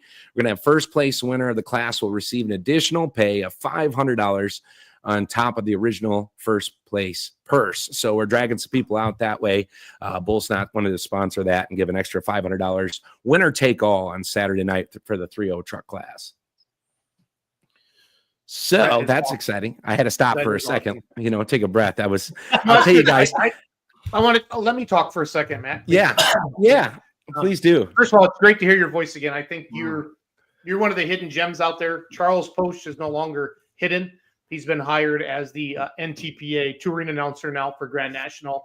I feel there's a group of you guys, announcers like you, Mike Idle. I snatched onto him. I tried snatching onto you, but you were building a house last year, and maybe you'll start coming on the podcast again. But no, I'm being sincere. You are one of the most fun announcers to be around. Excited. We're bringing Dan Mayer down with full pull. He's going to work with you some. Ron Stone will be down from the Outlaws. Matt, it's going to be a great announcing team. Your energy for life, I read your daily posts about smiling, and even when somebody doesn't qualify for a mortgage, I just go to your Facebook page, Matt, and always makes you smile. That's right. That's right. If you could smile through the day, maybe your credit score will come up too. That's one step at a time. One step at a time with Jason Schultz. We'll start that podcast. But no, Satsuma, Florida. This will be our third year coming down as Beer Money Pulling Team. We are officially, live streaming it with Full Pull. Full Pull will be a promotion partner with this event as well. It's a great facility. What people don't realize about Mark Kelsey, he has a light super stock. Okay, so he competes against Terry Blackburn and Josh Blackburn and Colton Whitworth. So he's a real puller. He's a dirt guy. Okay, he's got equipment. He builds his own tracks and he cares. So, I mean, and the facility down there is great. It's an old, I don't mean to say old, but it's a retired racetrack. Him and Stacy have put a lot of money in fixing the bleachers up and the sound system, and they make improvements every year. And I really feel like that facility right there is going to lead to like a charge, a more winter action in Florida. There's a lot of snowbirds, right? That retire. They're from the Midwest to go down there pulling. And the rest of us, like Mark said last week, tell your wife that you're going pulling in Florida and she's packing her bags in the middle of the winter. It's a great time to get down, and it's in that touristy area. You're not far from the Orlandos, the Daytona beaches, all that stuff, Mark or Matt. It's a great event. So, it's so much fun. And you mentioned Mark being a dirt guy. Again, he's excavator by trade, engineer just because he is, and he's a perfectionist when it comes to certain things. Why he hires me or lets me hang out, I have no idea, because I don't feel like I meet his tier of standards for things. But that's what pullers and spectators both can take away from this, because Mark builds a couple tracks for us during the summer at the local county fairs, and he does everything about as fast as I can talk. I think maybe that's why he likes me. There's no waste of time. Mike was just talking about, indoor pulling and how quick the show moves. Every show Mark has done is one that I barely get a chance to breathe, getting names out, getting show on the road, keeping it moving, being very efficient. So for spectators, that's a lot of fun, especially in that part of Florida where pulling is growing, right? And that's why we're here. So, people, they're maybe not used to, we're on a circle track out there. They want roundy rounds. That's what we heard last year. Where are the roundy rounds? It's like, well, some of these tractors will go far enough to make a lap on the track, but it's good. And Mark takes a lot of time to flatten that track out. Of course, he goes down. I just got off the phone with him. He said he's heading down the 15th is the plan. He's out in the state of Washington doing a big project he's been on for almost a year, working on that. So he's going to get down there the 15th, and it's going to be, all hands on deck. The Kelsey family, Jacob's his son, Stacy, all the girls are definitely involved, and they can all run tractors and trucks too. So they get right down there, get to work on it, and get everything top to bottom ready to go. And like you said, a lot of effort put in the bleachers.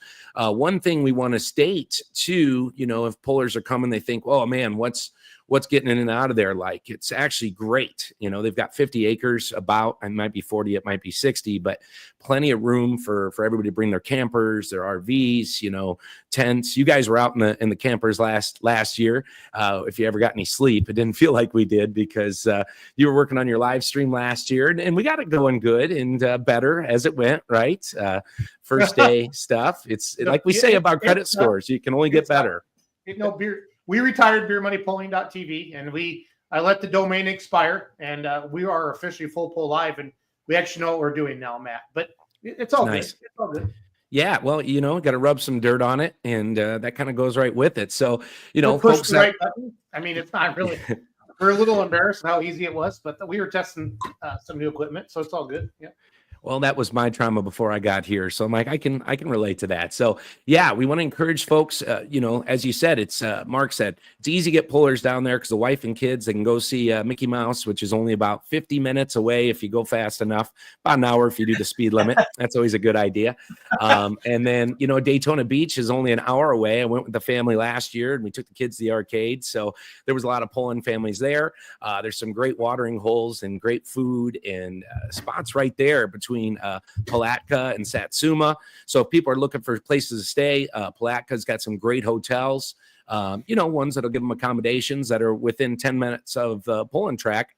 Or, like I said, bring your RV and park out there and have a great time. So beautiful facility. It's going to be a lot of fun.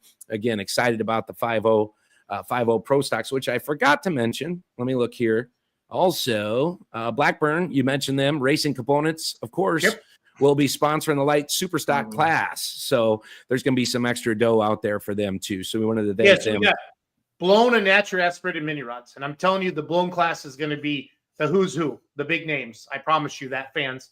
So they're going to get blown away with that. The 5.0 Pro Stocks are part of the Outlaw Truck and tractor pulling series. But again, if you're a 5.0 pro that pulls NTPA or Badger State, you just go down and you just hook with the Outlaws. It's no big deal with that at all because the rules are nationwide on that. Light Supers, that's Kelsey's class. We just talked about Blackburn Racing Components helping sponsor that class as well. 3.0 diesel trucks. I think we're going to have a good number of those, Matt. How many do we have at Diesels and Dark Corners, Mike? 60. So let's get 20, 25 down there. That'd be awesome. Yeah. The Floridians, I think easily you can. The Floridians love smoke. So yeah, they do. That diesel smoke, it's a good thing for them, and they love blowers too. So when they can hear them supercharged engines fire up, or even, the NAs. I mean, how many did we have last year? About 25 in the class, both nights. I mean, it's a big showing down there in between, Ocala and, I'm going to draw a blank. There's Zellwood. the 3 poles down there. Yeah, Zellwood. Thank you. Yep. Just got done here. I wasn't watching. Apparently, I have to watch on my way to Green Bay in the morning, but I'll pick up the information from that. But the 3 of them work really well together. Mark's always been a team player, and we actually moved the date because of that this year, so that everybody could go and make it, and it would be convenient enough for them. Some of those snowbirds come down for 3 weeks, and they stay right at Mark's place for 2 of the weeks and pull right there. Last year with the Pure Farm. They also have improved farm, super farm tractors, modified tractors, 4.1 limited pros, pro stock 4-wheel drive trucks, and natural aspirated 2-wheel drive trucks. Mark does need to hear from the 4.1 guys. He hasn't. Last year we had about 10 of them. This year he hasn't heard from as many. So if you want to bring your 4.1 limited pro, please get a hold of Mark Kelsey. Just go to Just Add Dirt Motorsports or Just Add Dirt on Facebook and give Mark a call and let him know. So looking for 8 to 10 to put out a class. So. Yeah, well, absolutely. You had Bausamas and, of course, Galitzes. They all come from Wisconsin and Minnesota up here. We know them very well from being in our backyard, Jason. And, of course, Mark's known them a long time. So, if they're out there and want to put on a good show again, we kind of laughed about it because the Floridians, they don't get to see those on a normal basis. And, this time of year, none of us get to pull them outdoor. And, people are worried if they're going to come. Well, what's the track like? I mentioned that. It's, Georgia clay coming in, and they pack that real well, just the way it needs to be. Mark's not afraid to water the track if it needs it, and it keeps it covered. I mean, he's got canvas for days just in case it does rain, because it is Florida and those things happen. So it's clay, and he builds them to run 400 feet. If you want to, you can drag the sled that far. So that's always nice. I see Terry Earls. He says, want to work for that 500. That's right. That's right. The Bull Scott $500 bonus for the 3.0 diesel truck class. Yeah, love to see that. In Lexington, Kentucky last weekend. That was pretty great, Matt. That was pretty great. Well, and then boys from Kentucky, they love their 3.0 trucks, and it's not as far for them to get down there as it is, you and I. So tell them to throw them on the back of the semi and get on down there and come hang out with us. It'll be a lot of fun. Be a lot of fun. Well, Matt, we're going to let you go. Can you what time works for you to come on every Monday night between now and Satsuma? I know you have to get up early. Do you want to come on a little earlier? Yeah, a little earlier is fine. Tonight it was close for me, but obviously you guys are getting through Midwest Winter Nationals, giving them their due tonight, because that's exciting. We'll move you up to the 8:15 time slot next week, okay? Sure, that'd be great. And we can chat a little bit, and maybe I'll just jump on and nod my head a little and listen in. That'd be great. I like it. I appreciate you guys. Everybody check it out again. Just Add Dirt Motorsports on Facebook. Stacey Kelsey runs that. Jason does a big part of that as well. This is an exciting time. Though. They texted me tonight. They said I misspelled some words. What you guys? I want to spell and be in 8th grade. The problem is I'm in a hurry, and I think it says what my brain says, but it doesn't always say that. So I want any misspelled errors. Chase Richardson yells at me on Full Pull. And Stacy just texted me on the Just Add Dirt Motorsports Facebook page. So it's not the Kelsey, it's Schultz's. So it's my fault. Yeah, that's right. Well, they have AI hire an English teacher. I should hire an English teacher. But he's kind of busy, though. Yeah, he's kind of busy. Yeah. Yep. Well, good, guys. I don't want to talk your ears off. I know I'm a pro at that, and it's been so long. So I was really excited. It's great to see you, bud. It's great. When I saw you pop into the green room, I'm like, he's still alive. I'm alive. Yep. I'm alive. It's not just AI. No, I'm the real thing, and I don't think a computer could ever reproduce this. But I'm pretty sure we ordered a pizza from an AI thing the other morning. As long as they get it right. I mean, I hate to say it, but sometimes you get an order wrong. It's a human error, I guess, kind of like spelling. But Matt, please go vote for the Pullers Championship before you go to bed. Okay. I will. Yeah, I've got about 15 minutes. I'm going to eat some dinner, take a shower, and vote. That'll be good. All right, buddy. We'll see you next week. Love you guys. You'll be good. We'll see you next week. All right. Take care, buddy. Matt Hart, the voice of Satsuma. We had him on Let's Grow Pulling for a while, and then we burnt him out because we stayed up too late. I'm blaming it on the California guys. So let's bring Brent Yarn back on when he wants to come on. And we've had an hour now of fan voting. So we'll see what coming on. I know I've had a couple text messages. People vote already. If you're watching the show right now, let us know if you voted at thepullerschampionship.com. Once Brent comes back on, I'll see him pop on Mike. Let's move. Yep, there he is. He's waving his finger at me. Yarn, are we off to a good start? Are people voting? People are voting. Sweet. Sweet. That makes me happy. We're definitely going to pass last year's numbers for the first night. I'm pretty sure. Good. Don't think we're going to, unless it'd take a lot, but the second year, the first night, actually just the voting in the first round 2 years ago was insane for whatever reason. Just absolutely blew numbers out of the water compared to every other year. But definitely, I'd say we're definitely going to be passing last year's numbers for the first round. So good to see, and people are still engaging with the fan vote, which is nice to see. So and there's still probably a lot of people that they forgot, haven't seen the post yet. So I assume it picks up as the week goes on. But obviously, it's also going to be busy with there's some tractor pulls going on this weekend. So we'll just have to see. But we'll I'll just continue monitoring it, and we'll see how things go. And does it just show like total number of votes or people that have voted, or can you kind of monitor live time, like who's leading and what classes? And I don't want you to divulge any of that information, but can you from your side see? I want to know who are some of the favorites so far? Yeah, so I can see literally as they come in, I just see the entry, like the submissions get roll in. And so I can see who it is, when they submitted it, their IP address and where they submitted it from, their email address, every person they voted for in each class. And then I can go into a report and I can actually see the live entries at that time. So I have those. I just actually, while you guys were talking, I built those reports so I could see the top 20 in each one and see where those numbers lie. And so now I'll be able to monitor it and just kind of see. And, the big thing is if you can get if you're in the top 20 in the first 4 days, it's usually tough to get outside of that top 20. So if you push early, it's usually the best. I'll say that. Obviously, I'm saying it's not uncommon or it hasn't happened that somebody hasn't crawled their way back in, because it has. I've seen people where the last few days they just make a huge push and they get themselves in, and then they'll be 19th, 20th, and they somehow then in the second round are able to make that top, a top 6 or a top 7. And so, and then I've seen it where there's a top 5 person in the first round, they don't even make they're in the bottom 5 in the second round. So well, and I will tell you, every vote does count. We get thousands of votes, not millions of votes for a presidential election. But we do. I mean, Brent said it came down to just a couple votes on some of the classes for that, 19th or 20th or 21st spot. So, get on there, vote every day. It won't let you vote, right? Twice a day, right? Brent, you got that set up? Yep. Okay. So you can't cheat the system. We've had a few people try, but Brent's caught on to some of them. Yeah, I'm not going to say how, but there is ways to go around it. But I do go through and I'm able to identify those, and I do invalidate those entries. So if you are trying to vote 100 times a day, you're only going to get 1 vote counted. And just so people know, this is what you do, computer and analytics and building these things. So when I go through and I make an email address that says Mike Idle, and then I make another one that says Idle Mike, we're not. You know what you're looking for. It's like kids plagiarizing their book reports. Guys, I do this for a living. I can sniff this out. You're gonna be. Don't try to cheat it because you're gonna catch it. Is kind of what you're saying. Correct. Not to get political, but when there's 18 people or 180 people voting from the same address, that's what it looks like on my side as well. So. Yeah, no, but yeah, voting's going well. So get out there and vote.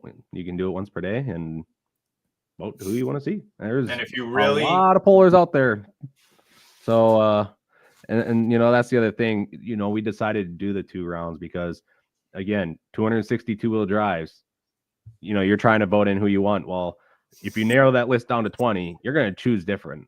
Like, you're going to be voting differently. So that's where you may be in the top in round 1 of fan voting, or you might be at the very barely snuck into into the second round. But once the second round starts, it's a fresh slate, and now they only have 20 to choose from, not 260. So that's where things can change. That's why we decided to do 2 rounds of it from the beginning, and things can get interesting. That's for sure. Another thing I kind of heard you say, and I think some of the pullers out there might want to hear this. We saw last year what a difference social media and sharing and advocating and kind of campaigning for your spot in here can make. Early is a big deal. So, if you are a puller and you're like, I want to be at this amazing pull, campaign hard over these next 3 days, likes, shares, follows, whatever you guys say or however we say that, share this stuff around, and that's going to gonna help you out immensely is what it sounds like. Yep, it definitely does. Like I said, just I have the data now for the last few years, being able to just kind of every day just kind of go in and see where people are at. And yeah, if you're usually in the first 3 or 4 days, if you're in the top or towards the top, you're more than likely staying there. So interesting. And then there's the big names. I'm not going to call them out because I'm going to stay unbiased here, but there's names that they're always at the top, and because those are your big names of polling, that's who fans want to see.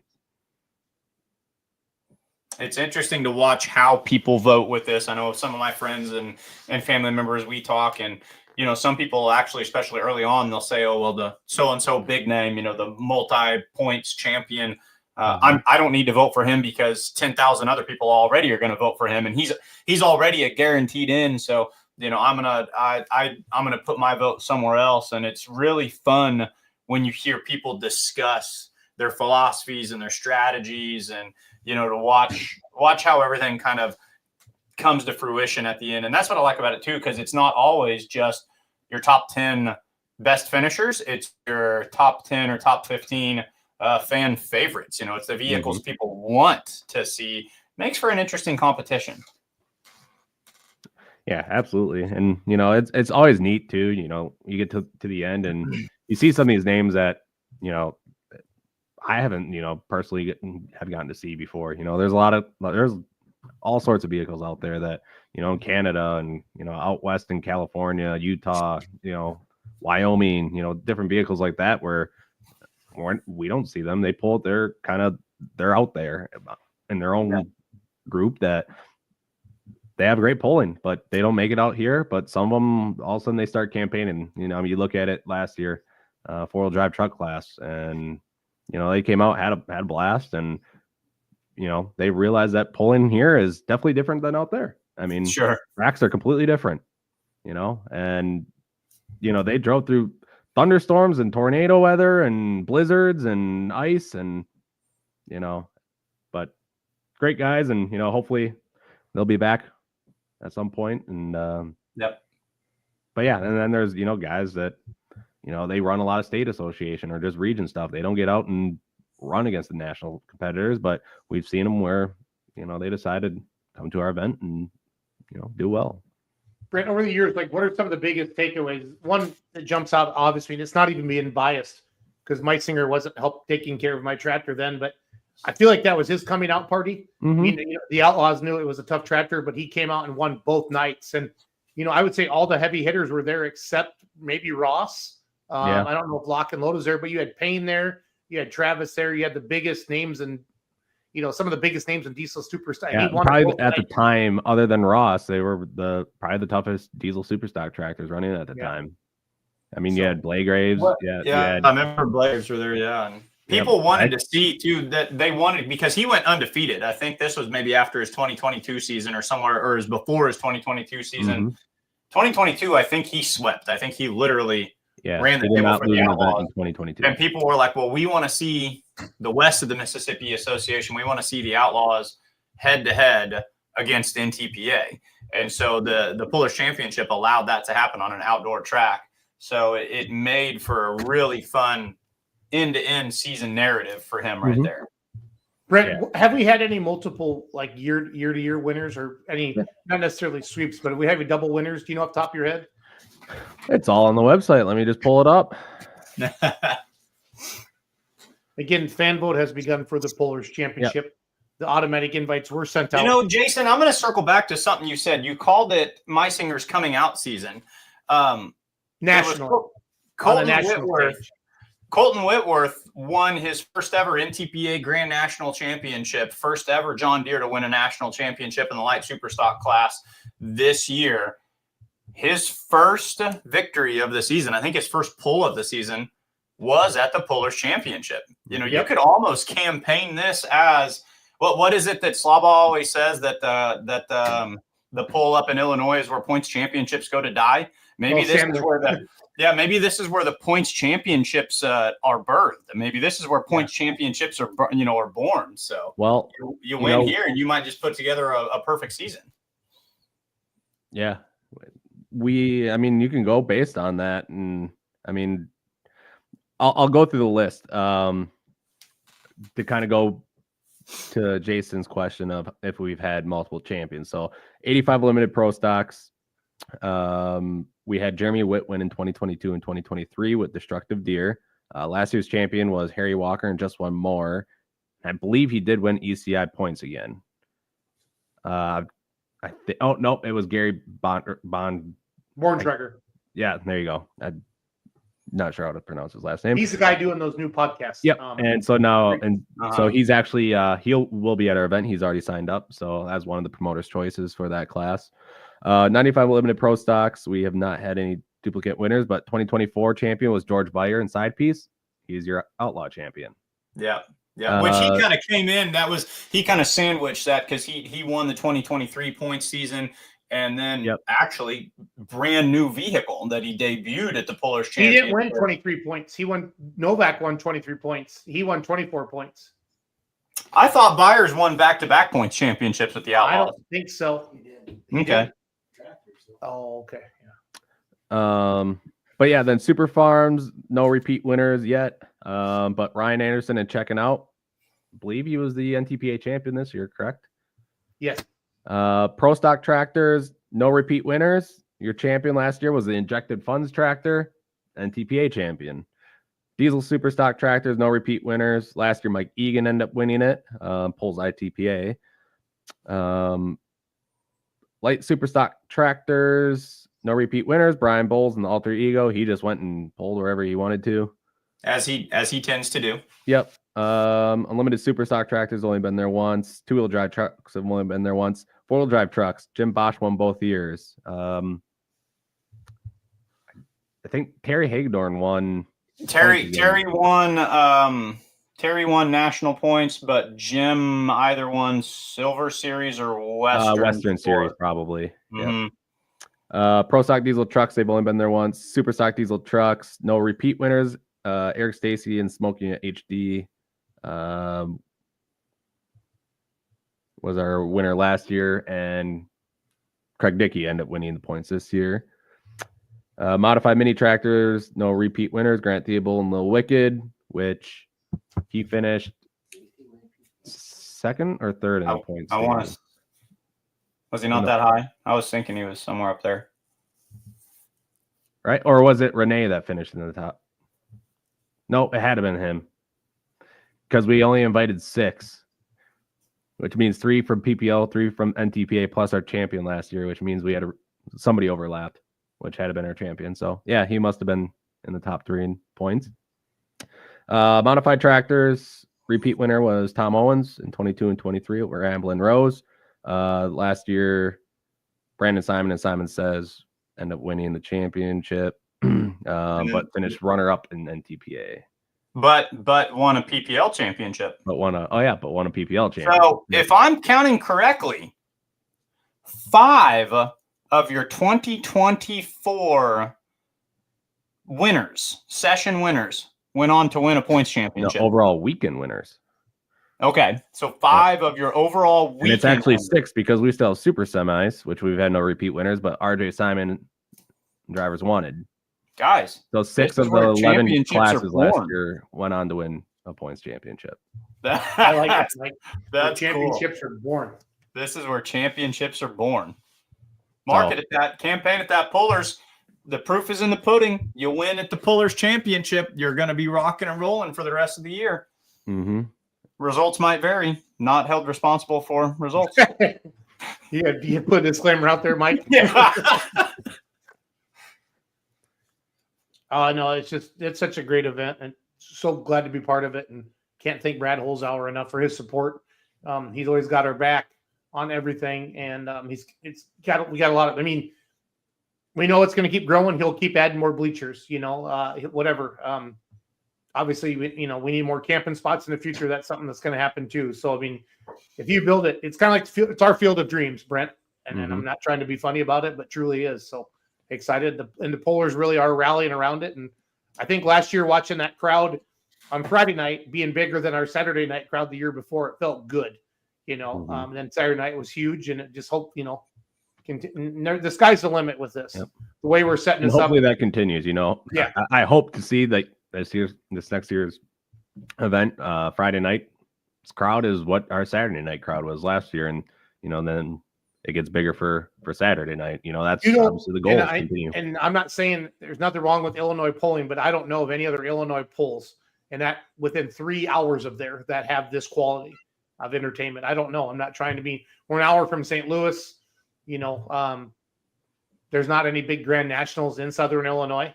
I think Sandwich is the only NTPA poll. I don't know how many Champions Tour polls. Yep, I mean, I know Brad has one. You've got Mount Sterling and what's the Salem one? And Altamont that I can think of off the top of my head for PPL. But those are either 3 or 4 classes. Yeah. Yep. And when you look at Nashville, Illinois, it truly is centrally located in the country. It really is. Mm-hmm. And that's really what this is a national event. But Brad was one of the promoters that Henry Chuck Hobbs said Henry too. Yep. Yeah. Correct, Henry, Jerseyville. Now that we're getting on that PPL run, Jerseyville's got another strong one. But Henry's PPL really dominates that Southern Illinois section. So, but I mean, Brad is 100% behind the event. He just loves seeing people at the track, and so if we continue to keep packing people in there, he's willing to spend the money to upgrade the facility. We've had discussions about what we can do for better sound systems, so things are louder. It's talked about we're going to get some sound into the staging areas, back by the scales, into the pits. There's buildings that we can mount speakers to that will be able to broadcast sound where we need it to. So that's been discussed. Discussing about putting in more permanent bleachers and moving the announcer tower back and moving light poles back so the live stream's better. Things like that. Those are in the future. Like that's going to be coming one way or the other.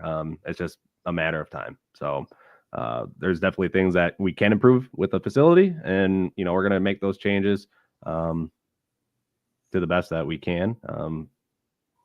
As long as people keep showing up. I mean, like I said, Brad is 100% behind this, and pretty much if we tell him that we want to do something, and if we can pretty much tell him why we need to do it, he will do it. And he loves motorsports. And he's got a pro stock and a 4-1 and loves it. So he's ate up on it. And we are going to have gambling this year. So, the lineups, official lineups posted when, Brent? Probably. The official lineups, I mean, usually 95% of lineups are ready the week of. We'll usually have 1, maybe 2 last minute changes. Puller can't come because of farming or something happened. Last year we had a 4-wheel drive that dropped out last minute. Had a family emergency or a family tragedy, I should really say, that happened. And we had, Scott Phillips from Michigan that wasn't there for Friday, but he loaded up and drove 9 hours. And another one. Look at the season he ended up putting together. I mean, he kind of showed up as you sent out an all call Friday night, and we're like, we need a 4-wheel drive truck. And he met the call, did well there, and then he was deep in a points race this year for NTPA. Yeah. Hey, Yarn, when you look at polling, look at the national level. you have to be the best driver. Not the, I don't care. You take which class you have to be the best driver. If you have equal equipment, which class do you have to be the best driver? What's truly a driver's class? Mike, I'm going to ask the same thing. 4-wheel drive trucks are, whether mod 4-wheel drive, super stock diesel 4-wheel drive. I mean, 4-wheel drives are just the mod 4-wheel drives, they're the lighter weight. So I feel like it's a little bit, trickier to, get hooked up. But then like the super stock diesel trucks, they have so much power. You can't even get it to the track until the box is starting to top out. So it, keeps your rear end planted. And I think another class that's really taken on to be a driver's class is that light mod class. I think they're 6,200 pounds now in the light mod class version of it. But yeah, over 6,000 horsepower. It's, definitely tricky. And, if you get on a track that just, isn't, look at Bowling Green this year. I mean, especially with the way that the new sleds are, it's definitely becoming a driver's game. You have to have your setup correct, and you just can't just bend it right out of the hole. I mean, you gotta play with all the different cards that are thrown at you now. So I think those classes right now are definitely the biggest drivers game. Yeah. So I want to answer this question from David Vandenberg. He watches every Monday night. Would Brad do the $50,000 payout for the pull? Now, so two different things are going on here. Every puller is paying $2,500 entry fee. I'm not saying it's right or wrong. It's great. We are charging a $500 entry fee. Okay, that money goes back in. Then we're giving the gate money and the live stream money back to the pullers. So our goal is to get the $50,000 payout. It is, but we hope to do it through live streaming and gate and sponsorship. Mm-hmm. I'm not saying there will never be a day that Brad, if the Simon deal catches on, maybe we would do this. But our goal has been the entire time to make the puller the rock star. They're the ones that pull all summer long. Mm-hmm. Pullers do not get paid enough. Okay, everybody knows I work for Full Pull. The mission statement at Full Pull is to give more money back to the pullers. That's it. I mean, that's why we're doing it through live streaming and gambling, and hopefully get sponsors and stuff like that. And we had a good first year, but we're getting the same money we got in the 80s, guys. Mm-hmm. And that's truly when we had some of these early meetings for the Pullers Championships. That's what it was about. And associations, they've maintained, but they haven't taken it to the next level with that. And that's where we're hoping. And I mean, working for Full Pull, I feel like I'm finally part of something that truly is going to change the sport forever. And we're off to a good start with it. So, I guess, Brent, if every puller said they want to pay a $2,500 entry fee, we're not going to say no to them. Yeah. But I also don't want to copy RJ Simon either. I think we started something that's making people think outside the box. I really, truly believe that. But RJ Simon doesn't need to get our permission, but I know he loves the idea of the Pullers Championship. He's also got all of his racing stuff out there that they did that big Yankee shootout thingamajiggy, didn't they? Brent? Yeah, the Yankee Dirt Classic. Yep. So so that idea that that's definitely a dirt track thing, circle track racing, and it works really well in that in that world, and he's trying to make it work in the pulling world now too. Well, he just post something just filled up today. Two-wheel drives are full. He needed one more super stock diesel truck because one ended up having to back out. But yeah, I mean I wish I could make the whole weekend. I have a wedding that weekend that I'm in, so I can only go a Thursday. But I hope it works because I love the idea of it. I love the idea of it.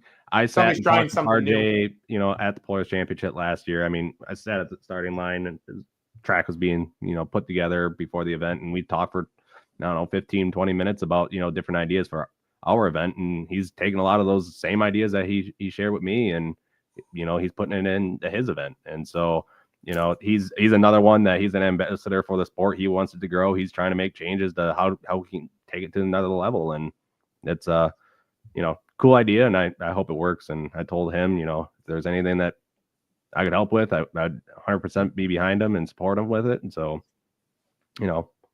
wish him the best, and I'm looking forward to it. Oh, it's gonna be awesome. I mean, he said like the neatest thing, that's life-changing money. I mean, for somebody like $50,000, that's life-changing money for a lot of people.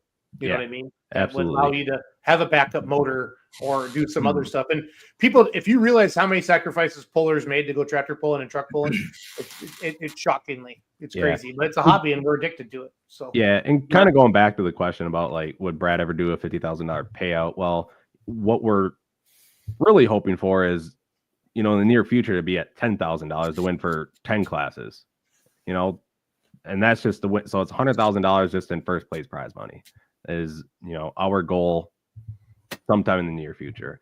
We've already talked about how do we get the 75 Brad this next year, we'll be opening with the conversations we've had is that $7,500 is the goal this year. We want to how do we get the $7,500 to win in each class?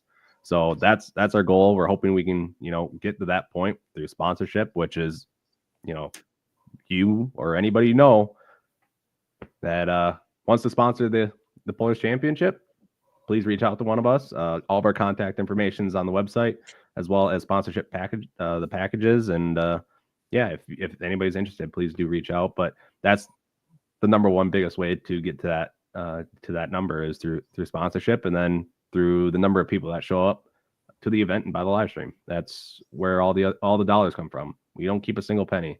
Everything goes right back to the pullers. We cover the cost of the event, which is usually around that $70,000 mark. That's kind of where we're at these days with everything. And then the rest of it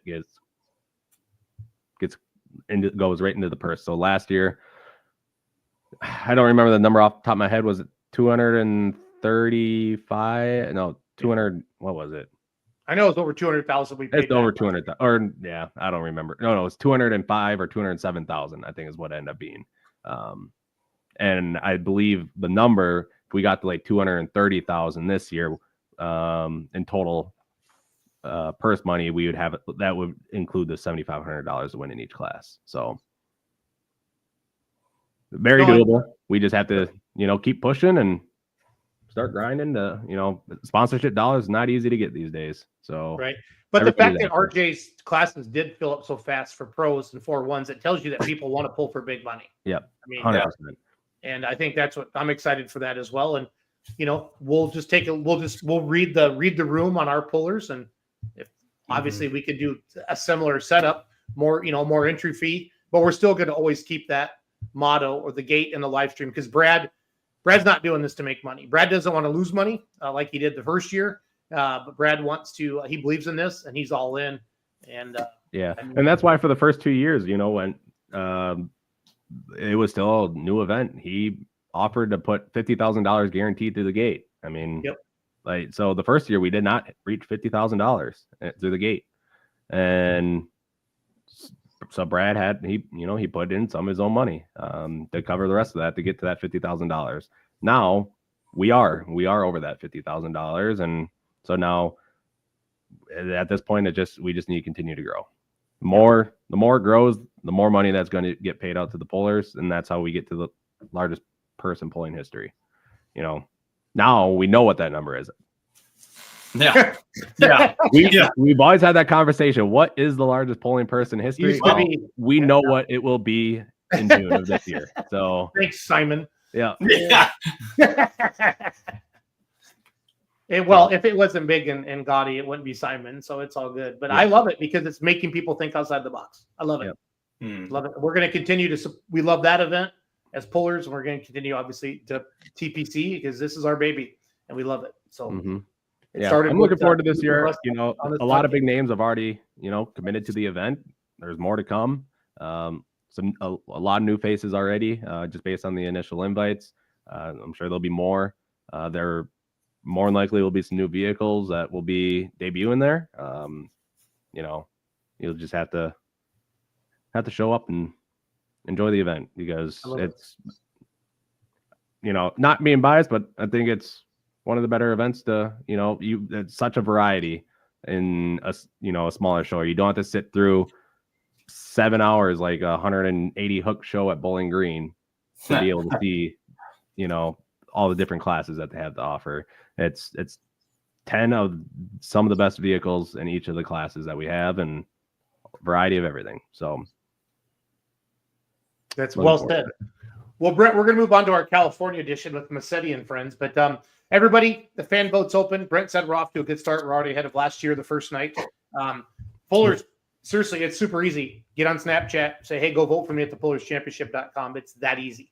I will tell you, as the social media dork, do different things, so you get more reach. Don't necessarily put thepullerschampionship.com in your Facebook post because the algorithm doesn't like that. But mention it in a video, and then one day, then put the website up there. Go back and forth and say, "Hey, I'm going to put the website in the comments." There's different ways around all that, so you get the good reach. But we put it in the fans' hands. Who do you want to see in Nashville, Illinois, May 16th and 17th? So please vote for Esden Lane in the light super stock class, the diesel. That'd be cool.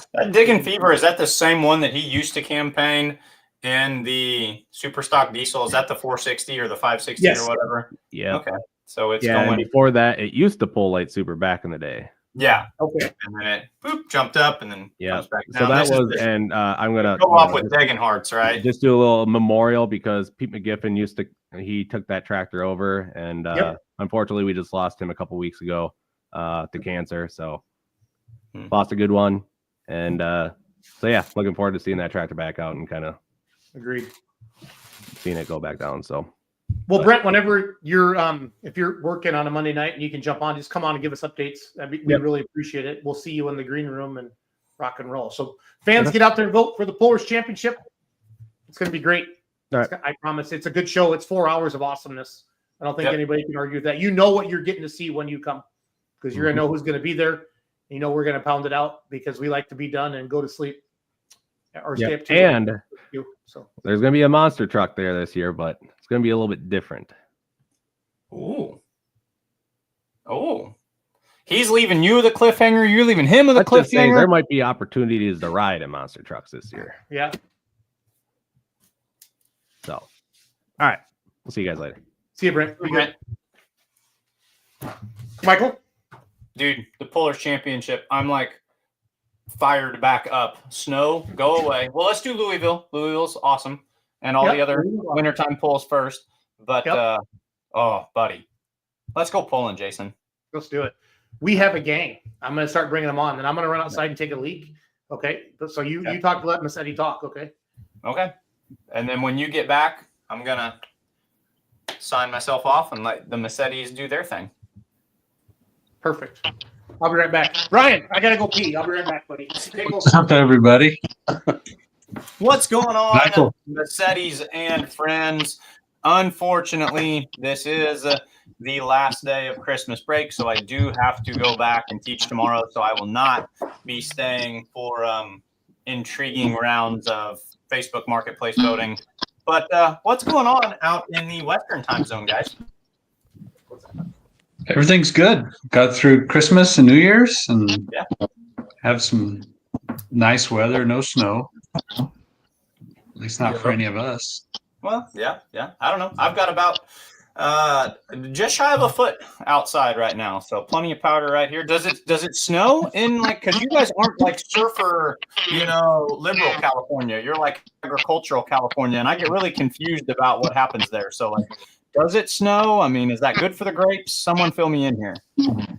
No. It doesn't snow where any of us are. Oh, okay. Just up in the mountains. Yeah, once, I guess. I love dusting. Yeah. Now we know. Yeah, every 20 years you might get a little dusting of snow, but that's about it. Well, I'll freeze some. I'll freeze some for you, and if you guys, if we see you at the Pullers Championship or something again this year, I'll send it back in a Yeti cooler or something for you guys. Awesome. Good idea. Did you really drag your kids behind that side by side? 100%. Yeah. Oh, you guys really do miss out on fun things. That is not weird, wild, and redneck. That is standard procedure, par for the course. That is.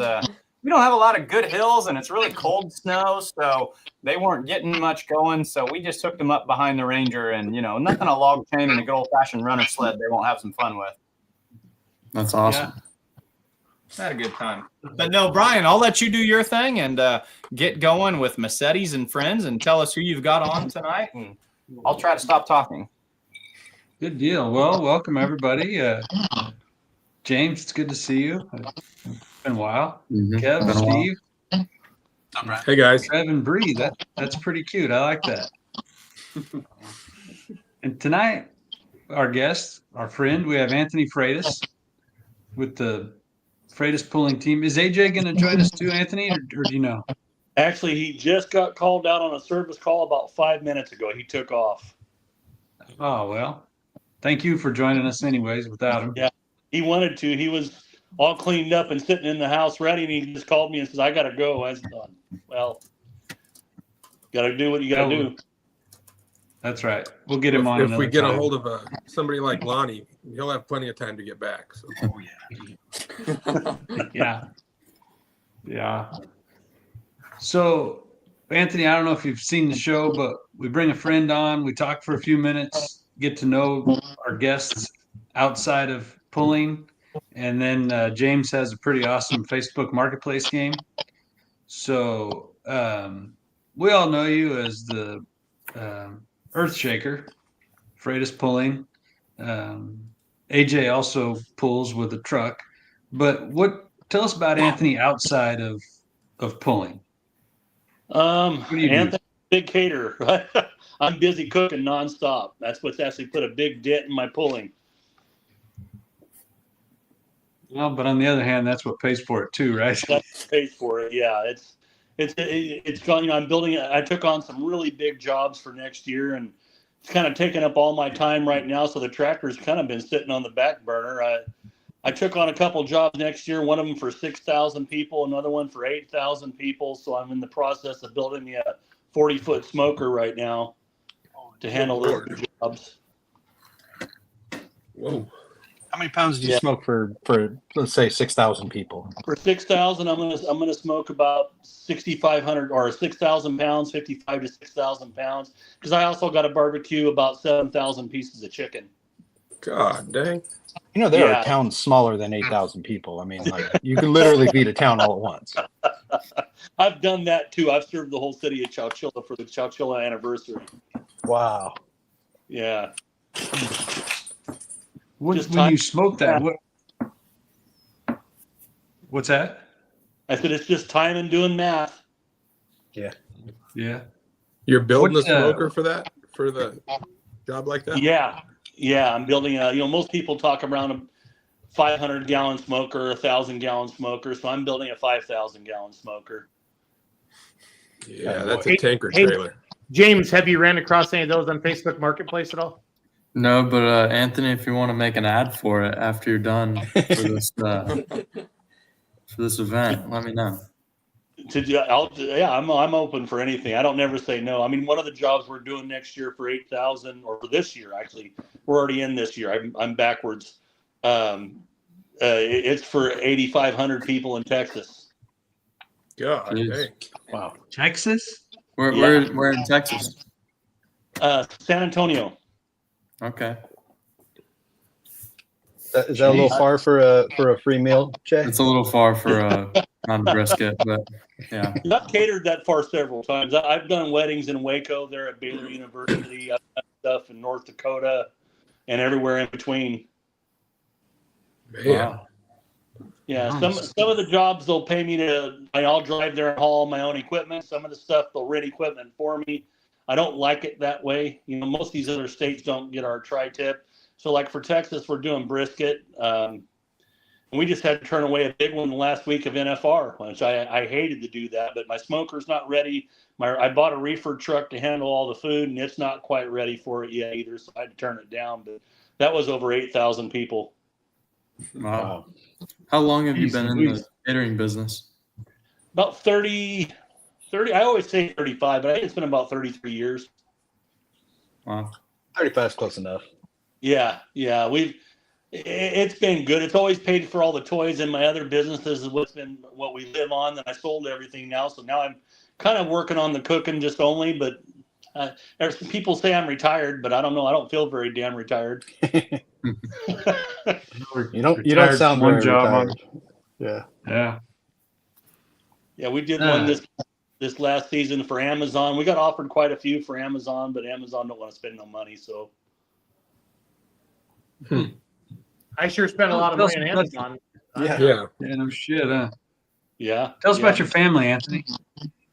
Me and my wife, we have 3 kids: AJ, Jordan, and Nicole. Between those 3, we have 8 grandsons. I think everybody at the polls have seen all my grandsons running around. I call them my domestic terrorists.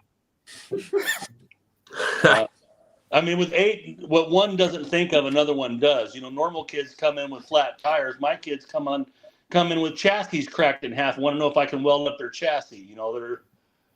They tear some stuff up. I wonder where they learned that from. I don't know. It's crazy. I mean, it's chaos.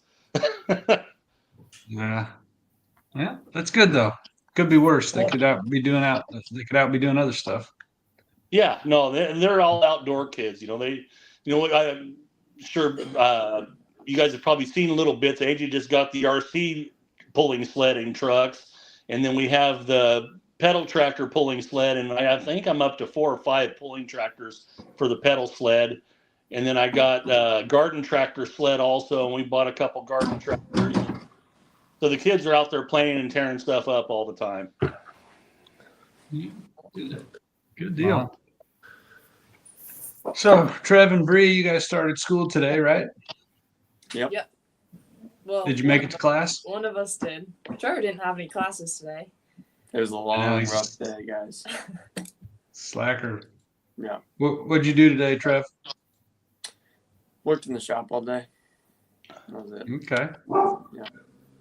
Went to. Do you guys have any questions for Anthony? I'm curious. How did you get into catering, Anthony? Mike Vieira is a friend of ours, a local guy, a neighbor, and he came to ask us for a donation for one of the Portuguese festas one day, the Portuguese celebration. And he says, well, we had just moved here from Tulare. And he says, hey, we need help. You should go help. He was just the first one that asked. And when I started, I met all the crew there. He says, be there at 4 a.m. I went and helped the guys in the kitchen. And then just happened then they had a tragedy for one of the rentals. And so they didn't want to rent the hall anymore to the public. So we started catering to pay the bills there.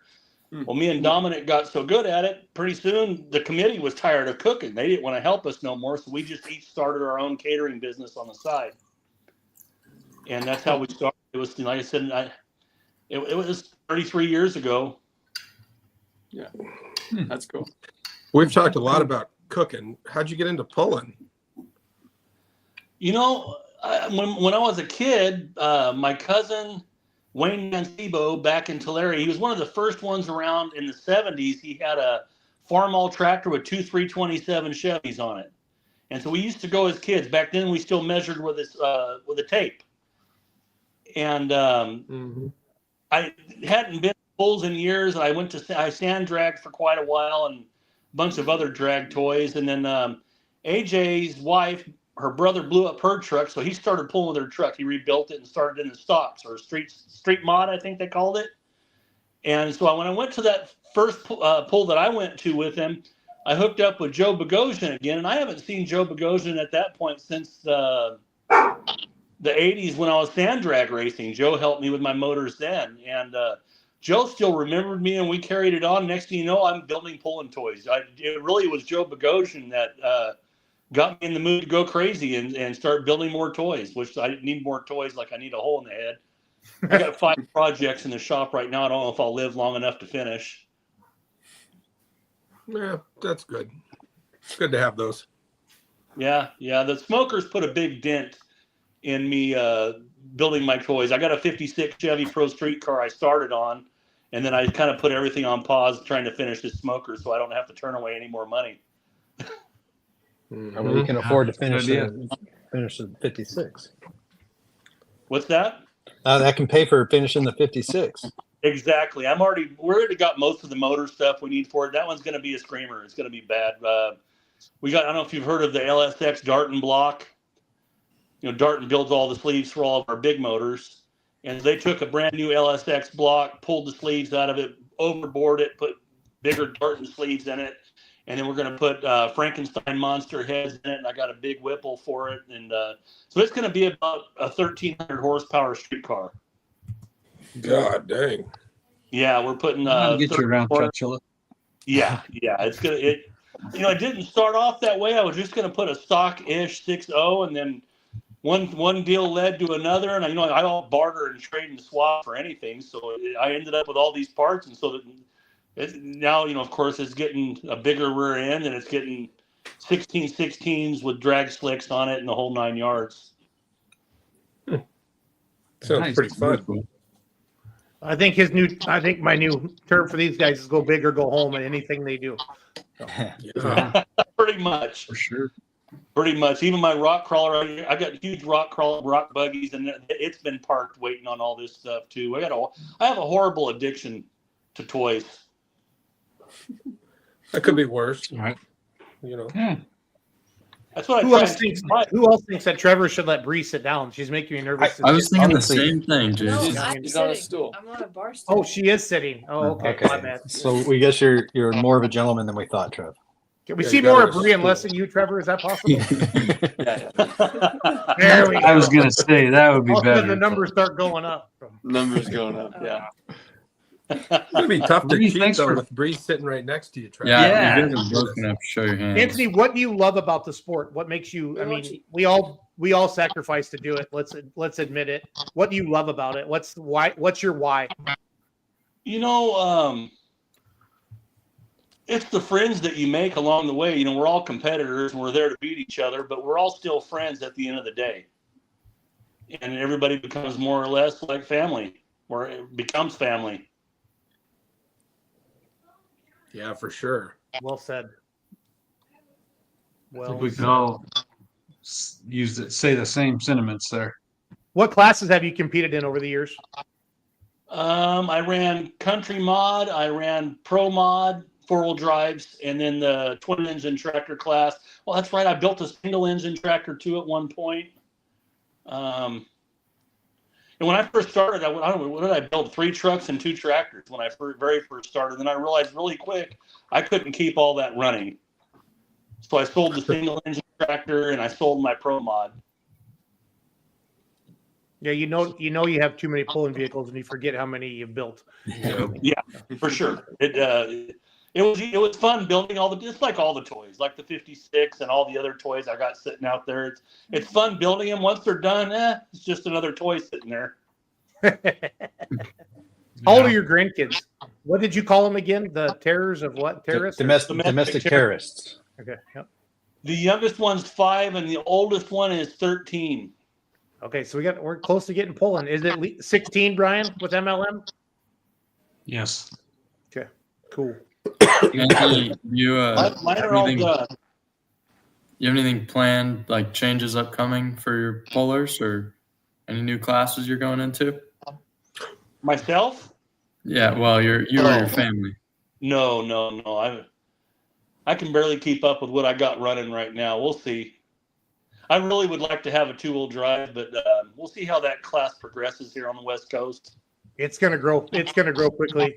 Anthony, I really do think that's going to be a fast class to grow. Yeah, you wouldn't have to twist my arm to build a 2-wheel drive. I don't know how we're going to see it all next year. You're cooking. Steve, for what are you drinking tonight? 85,000 people. That's one of the, Steve, what are you having for a beverage tonight? Russell's Reserve tonight. Okay. That's good. Might as well ask Kev. Diet Coke. What's that? Anthony's got Diet Coke. Kev, what are you drinking? I'm having Dickie's barbecue pit. Nice. Trev, Bree, you guys drinking anything? Just water. Water. Sure. Anthony, how do people find, like, if they want to hire you for a catering job or whatever? Did you have a Facebook page, or how do people find you? No, after all these years, it's just been word of mouth. Somebody else hears about me, they call and send my number, and I've never advertised. I'm busy. I mean, I don't even know how many dinners I cooked this last year. I think I cooked over 150 events throughout the year, and never advertised. It's just word of mouth. That's a good sign. That's a good sign. Why does Justin Van Tassel saying that? I don't know. So, well, I'll tell you that. But I was just going to say, Anthony cooked at one of the pulls for us several years ago, and everybody loved it. It's damn good food. And I mean, you hate to go to funerals, but whenever Anthony's food is there, it's always good. But anyways, yeah. So Justin, well, Christy and I went to dinner with Justin and Brittany on Friday night, and we were talking, and he goes, "So Kevin's got kids?" I said, "He's got 2 daughters. You know, the one sings the national anthem." He goes, "Oh, I didn't know that was his." I said, "Yeah." And he goes, "And is he married?" And I said, "Yeah." And he goes, "To the girl's mom?" I said, "Yeah, they've been married for like 18 years or something." He goes, "No shit. I never would have thought Kevin was married." Like that night, he probably brought it up 4 more times. Like, still can't believe Kevin's actually married. Yes, Justin, I am married. Yes. Maybe you could introduce him to Amanda next time you see him, Kevin. Yeah, I mean, I thought he'd been going to polls for quite a while. She's there a lot. She's just busy with the girls, I guess. Yeah. Anyways, it was funny. He got a kick out of that. Yeah, that is kind of when Logan came over that night, and he goes, "I can't believe you're actually domesticated." I thought that was the funniest thing. Yeah. He's all, "It's pretty nice house." Everybody just sees Kevin out in the wild and in his more natural state, but he's actually quite a little homemaker. Mm-hmm.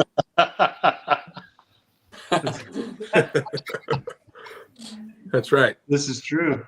Well, I think hey, real quick, Anthony, what other classes do you like, or besides 2-wheel drive, that you like? If you're back working in the pits and working on something like, man, I go watch this class. What makes you come back to the track?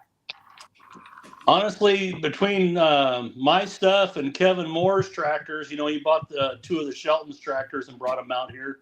Yep. I don't get much time to go see very much more than the twin engine mods. I try and watch the single engine class, mainly because that lets me know what the track looks like. I need something with some horsepower that's lightweight to show me what the track's going to do. And I actually usually watch Mark Zahn's because you could almost bank on Mark making a perfect pass every time. And so usually the doctor Mark. Yeah. The anything in the mods I pretty much like to watch. I wish we had super mods, you know, more of them. I really like super mods. But I'm happy with my twin engine tractor. I don't think I want the single engine, like what Branton just built. That's cool. You could twist my arm into building one of those. You mean the 2-wheel drive? Yeah, the 2-wheel drive tractor. Yeah, the 2-wheel drive truck. Yes. Yeah. They are cool. That's a cool class. That's for sure. So, well, does anybody else have any questions for Anthony? Oh man, he answered all the big ones. Yeah. All right, guys. You know where to find me if you need me. You're not leaving. You're not going anywhere. We're not done. We got a lot more to go. Okay. I thought we were done. Oh, no. Segment. Oh, hell no. Anthony, it's only just begun. That was the Get to Know Anthony segment.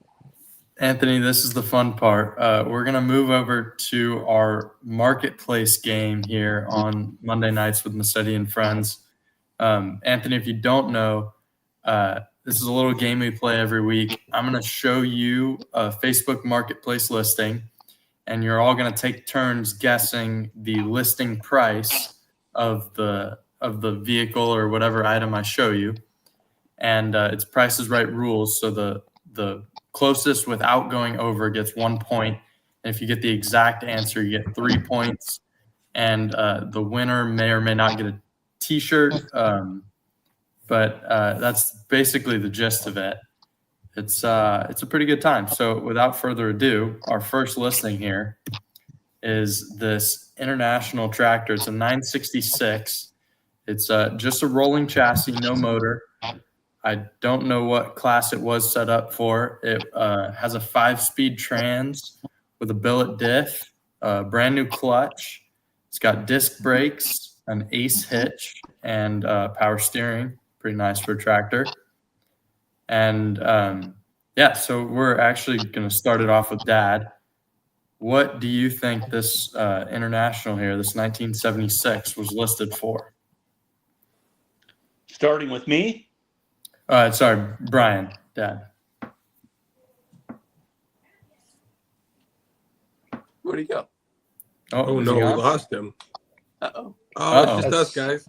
I'm pretty sure that's an automatic disqualification. That is an automatic disqualification for this round. We'll go to Uncle Kev. Why don't you fill in here? I have no idea. I see John Spielman says 65,000, but it doesn't have a motor. It's a rolling chassis, no motor.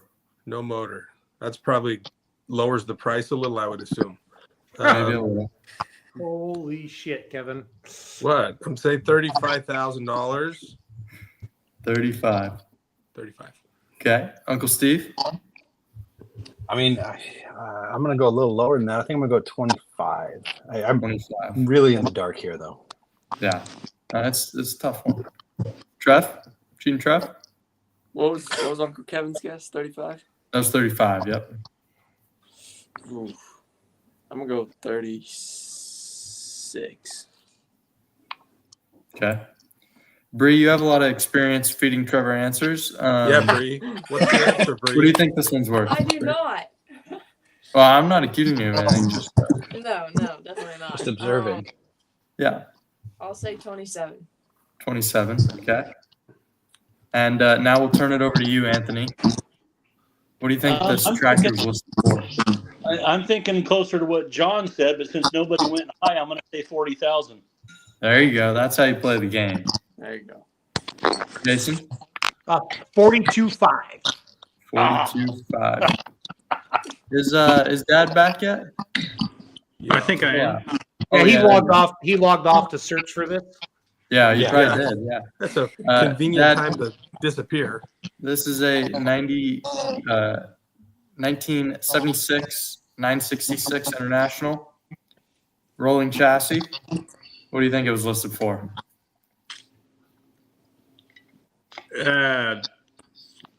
50,000. 50? Okay. So our low end here is 25,000. That's Uncle Steve. On our high end, it's 50,000.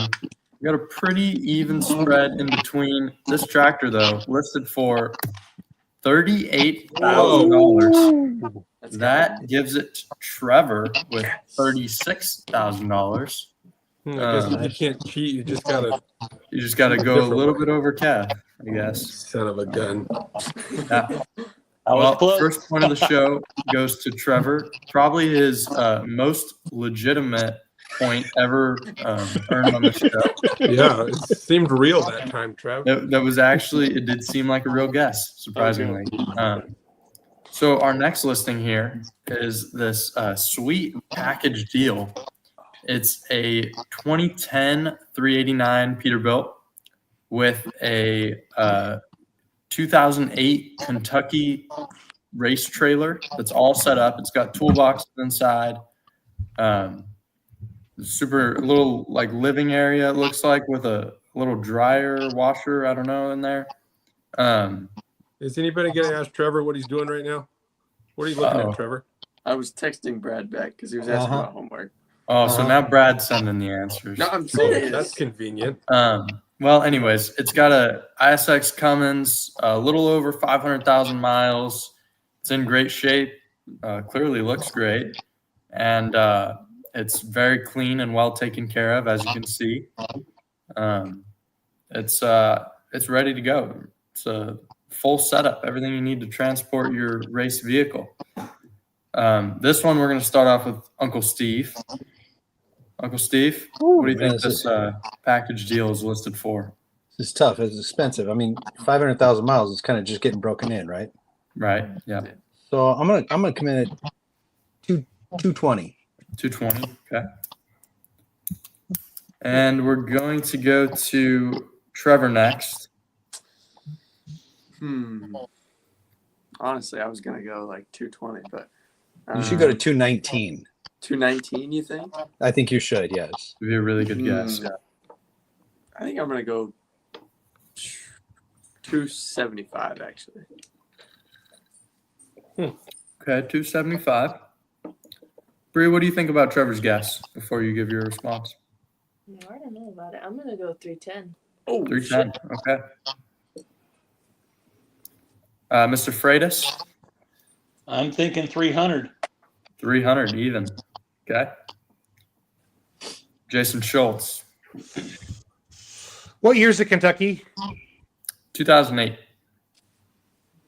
Has it got full living quarters?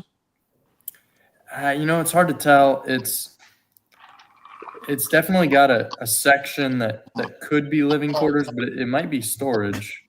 Based on Does it look like was it for drag cars or for like circle track? Can you tell? Yeah, well, there you go. Can't tell. A washing machine?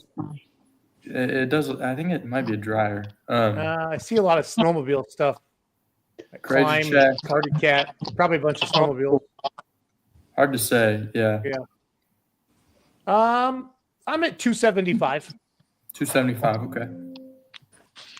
You're right. You're the same as Trevor's guess. Do you want to go 275 and $1? I Yep. do. Yes. Yes. Loser. Okay. Dad, you're up.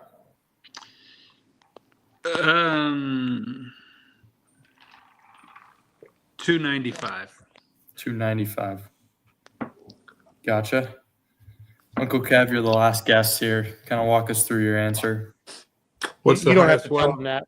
You don't have to tell them Highest is 310. That's Bree. What's the next one down? That's 300 even. Anthony Freitas. What's the next one down? Jesus Christ. That's that. 295. Hey, do you have a pen and a piece of paper? Is there anything lower than 295? Yes, that's 275.001. That's Jason. I don't know. This is a nice rig. Yeah, it is. I would have thought it was like $1 million. You That wanna sounds lock like in a a final million? answer. That's too high, though. Yeah. Let's say We got to put a time limit on this guy. He's just thinking. 350,000. 350. This guy married? Unfortunately for Uncle Kev, it is not 350. It's actually under. Fortunately for our friend Anthony Freitas, dead on 300,000. Oh, we got a new cheater on board. Mhm. So Anthony, that's 3 points to you. Nice, Anthony. Nice Our work, current Anthony. leader. He's already sizing up that T-shirt already from GSI. Yeah. This guy learns quick. Anthony, keep in mind, I don't guarantee the T-shirt size, so you may be getting a youth medium or a 4X. Who knows? Or the year. I'm pretty sure we'll find somebody to wear it. Well, there you go. Okay.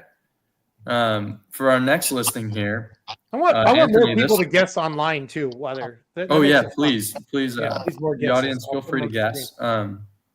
You might win a prize too, but probably not. Anthony, this one might be appealing to you. It's a Supermod two-wheel drive chassis There you go. in Minnesota. That looks like one of Christian's. 2005 S10. What's that?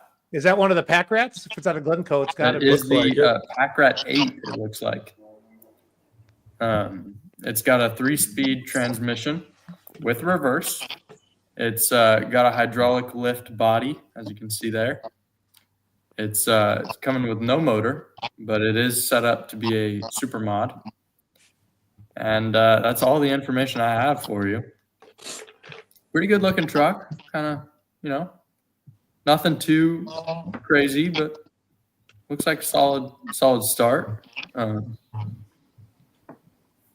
Yeah, I mean, there's really not much else to say about it. It's in Minnesota, like I said. Anthony, it might be something to consider. Throw a little motor in there. We might have to call this guy tonight. I think I could find his phone number, probably. I mean, if Anthony has an offer. If Anthony's interested, yeah. We'll see what he guesses.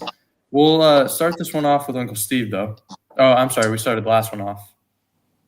Yeah, we'll go Trev first here. Rolling chassis, huh? Yeah. Come on, Trev. You're taking. Hang on, too he's long. hang on, he's typing. Hang on, yeah, I'm looking. Yeah, where's Brad? Do you know the answer, Brad? Brad. I like 27.5. I think that's a good number. 27.5. Okay. Bree, what do you think about this?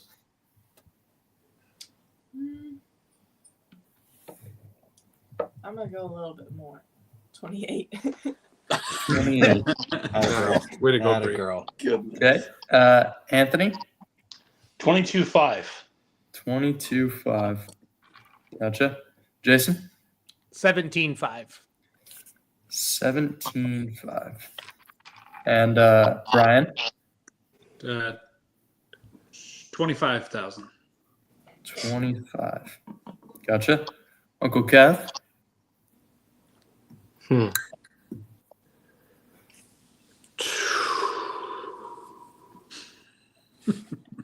Take your time. No rush here. Thank you. Yeah. I remember Brant saying these things are pretty cheap. You can see the body's kind of reinforced up there too. I didn't notice that before. That's interesting. Yeah, it's got a lot of tubes, internal tubes they call them. A lot of internal tubes. Yeah. I'm gonna say. I call it the skeleton. Is what you have to build. The Skeletor. I'm gonna say $1. $1. I like it. Playing the game. Oh, hi. Uncle Steve, you're the last guest here. I mean, kind of got a lot to go off of. I'll give you the rough range. So what's the upper end? The upper end here is 28. That's Bree. On the low end is Kevin with $1. All right. My choices are either $2 or 28,000 and $1. Correct. Okay. That would be the most optimal. You could say $75. I could, but I wouldn't do that. So I honestly was thinking numbers. My gut instinct on this first was like 35 grand. I'm not guessing that. I'm guessing 28,000 and $1. Sorry, Bree. Okay. 28. That's when you say, what the fuck? One. Well, very interesting. Our high end here is $28,001, and our low end is $1. And in fact, come on, go low, baby. It's $25,000. So that actually somebody nailed it. Is that what I said? Is going to go to Dad. Nice. Nailed it. Is there anyone that's $25,000. not cheating though? I mean, like, could we just? I am not cheating. Hey, I had to switch to my phone so that you could use your computer to look at Facebook. Google Yeah, we know. your computer. Yeah. Somebody sent me that ad already, and I thought it was 22.5. He was trying to cheat, and he couldn't. He thought he was cheating. No, and then, That's funny. no, because then the guy that sent it to me told me to offer him 18. That's funny. Yeah. Huh. Well, unfortunately, it is not quite as good of a deal as you'd like. But if I stumble across any more chassis, I'll send them your way. So that gives 3 points to Dad. Now the leaderboard, it's pretty competitive here. Dad is tied for first place with Anthony for 3 points. Trevor's trailing behind a little bit with 1 point. And everybody else is sitting on a donut right now. Let's see. Well, actually, before we look at our next ad, we're going to take a little break and look at Trevor's senior project. I've promoted this ad quite a bit, and we've gained absolutely nothing from it. So we're not going to take too long here. Keep doing what you're doing. We're not having much success, but please reach out to Trevor. Just kind of, you can feel free to just call him, talk to him, see what he's doing. It's a really cool project. He's building a garden tractor sled. And he needs some financial support. As you can see, it's coming along well. I don't have pictures of its most recent form, but he just took it back to school with him, and he's got a lot of time on his hands to work on it. He's hoping to get it done by April so he can show it off at their Poly Royale. And it's a really great project. I encourage. If you got, $2, you maybe skip your coffee on Thursday mornings or something. Just, it'll go to like 1 square inch of metal that he needs. So yeah, just reach out to Trevor. I don't know what to say. clearly I'm not a good salesperson. So, Trevor, do you have anything to tug on the audience's heartstrings here? No, I think you hit it pretty good. Well, yeah. We're desperate, folks. We're desperate. Trying to get it done by April.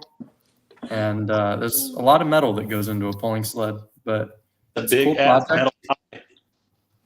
What's that? I said that's a big ask. Metal's high right now. I'm 50,000 deep in this smoker.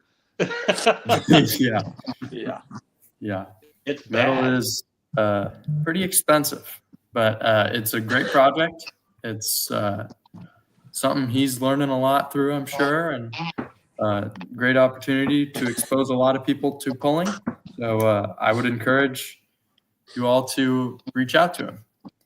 And without further ado here, we'll go to our next listing. Sorry to waste everybody's time there, clearly.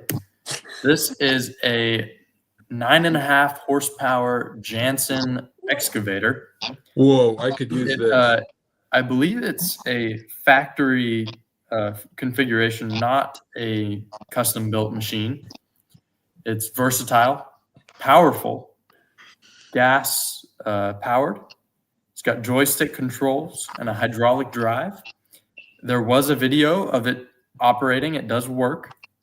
He has the manual. That's pretty valuable. It's 4 years old, a one-of-a-kind machine. So I don't really know how one-of-a-kind it could be if there's a manual and it was actually produced. Unless he maybe made the manual himself. He probably wrote the manual. He could have wrote the manual. It's maintained regularly. Starts up real easy. Runs with no problem. It's proven to be reliable. And, feel free to make an offer. He'll write back if he accepts it. I felt like that was important to include. And this one is coming to you from Pipersville, Pennsylvania. It's a great little unit if you need to dig a little trench. It's maybe not the most powerful, but it's it beats the shit out of a shovel. What's that? Yeah. That's a handy toy. It beats the shit out of a shovel. Yeah, it does beat the shit out of a shovel. Yeah. I think Spielman could use that, add that to the fleet. I think that would be a great idea. You could probably fit it in the bed of a pickup. Maybe a little wide, but it's a nice little unit there. Bree, we're going to start this one off with you. Do you have any experience with small excavators? No, I do not. No. Okay. Well, what do you think this one's listed for? Oh goodness.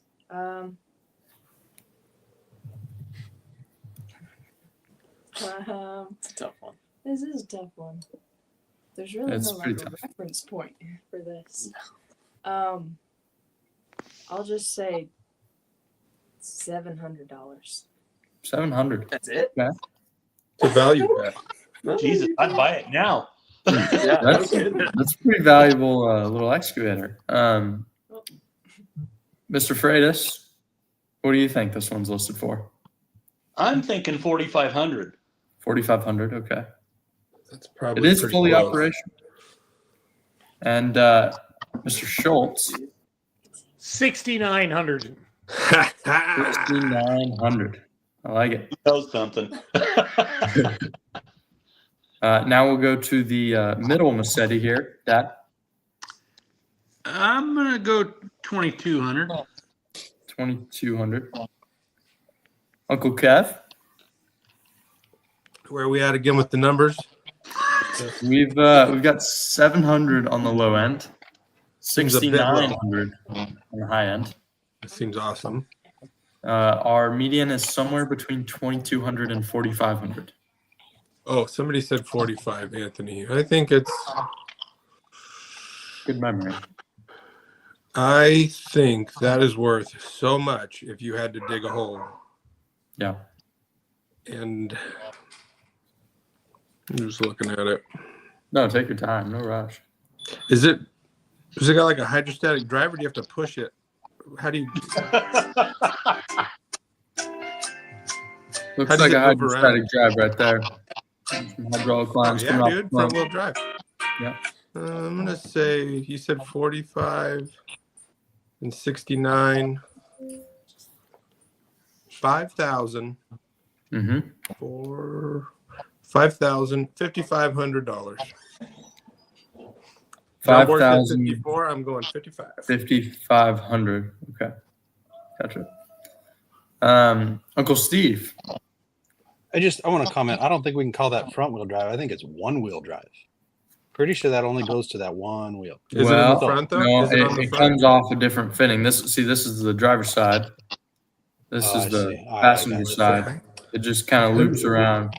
It's maybe not the cleanest. Yeah, but I've seen worse. Yeah. I mean, I was originally a lot closer to where Bree is. What's the second lowest number? That would be 5,500, Kevin's. Wait. What did I say? Second lowest number. Oh, second lowest. I'm sorry. That would be 2,200. Yeah, I'm going to come in at 1,250. 1,250. Gotcha. Pete and Trev, you're going to close us out here. Go ahead, just get it right, Trevor. It's fine. I feel like this is definitely something that could be found like easily on Facebook. What does you feel like? Well, look at the description. I bet it could. What are you supposed to? What do you mean by that? He's looking for it and he can't find it. No. I feel Or like should be Uncle able to Kevin- find this. I feel like Uncle Kevin found it. So okay, basically, Trev I'm petting the cheated. dog. No, I did not. Kevin, cheat. also the question of is that a hydrostatic drive? Kind of sounds Yeah. like that's something that was in the guy's description. I'm looking no, at the actually, description you guys are. It's The just the description is every word of it is included. Okay, thank you, Jay. You I owe me an appreciate that. apology, Stephen. You know, Yeah, I think I'll you, think I about think it. that's justified. Yeah. Can we double up? Trev, Like, can you just give us a number, please? 55. Well, that is interesting. Wait, Trevor just accused me of cheating and then guessed the same number. I'm guessing because it's I think 55. I guarantee you found this.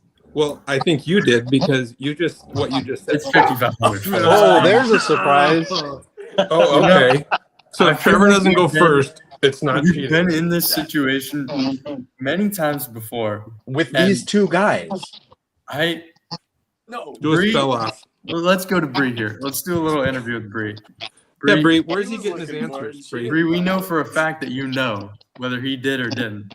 He didn't. And I kind of find it. expect you to tell the truth here. He did not find it. Well, that means No, he no. looked for it, I'm so he's almost cheated. James, on. Yes, I'm Bree, tempted just to make like. him up. Bree, Everybody's got 10 seconds you to type explain- type it into the comments, James. I'm starting to lean towards that. You know what I'm saying? What's that? Not Like a you bad finish idea. it, and then everybody types it in. They got 10 seconds to get it in, and we'll put them You up know, on the screen. Jason, I kind of, this is most of the people on the screen here are my family. And I just kind of assumed that my family, at least, would be, have some sort of integrity here. This is a weekly show. It's just for fun.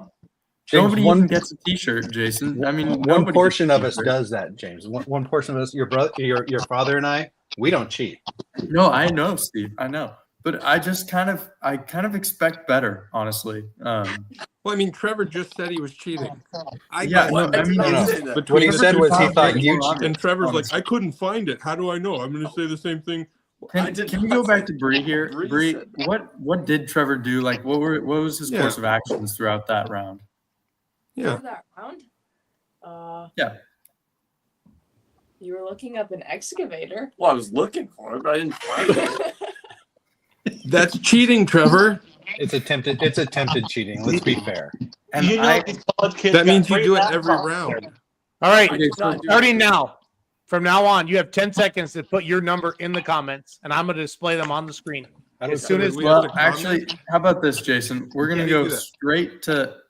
straight to Trevor first, and then Kevin immediately after. Yeah. Kevin has good. 10 seconds, and Good. then that's gonna be it. That's better. Let's do it.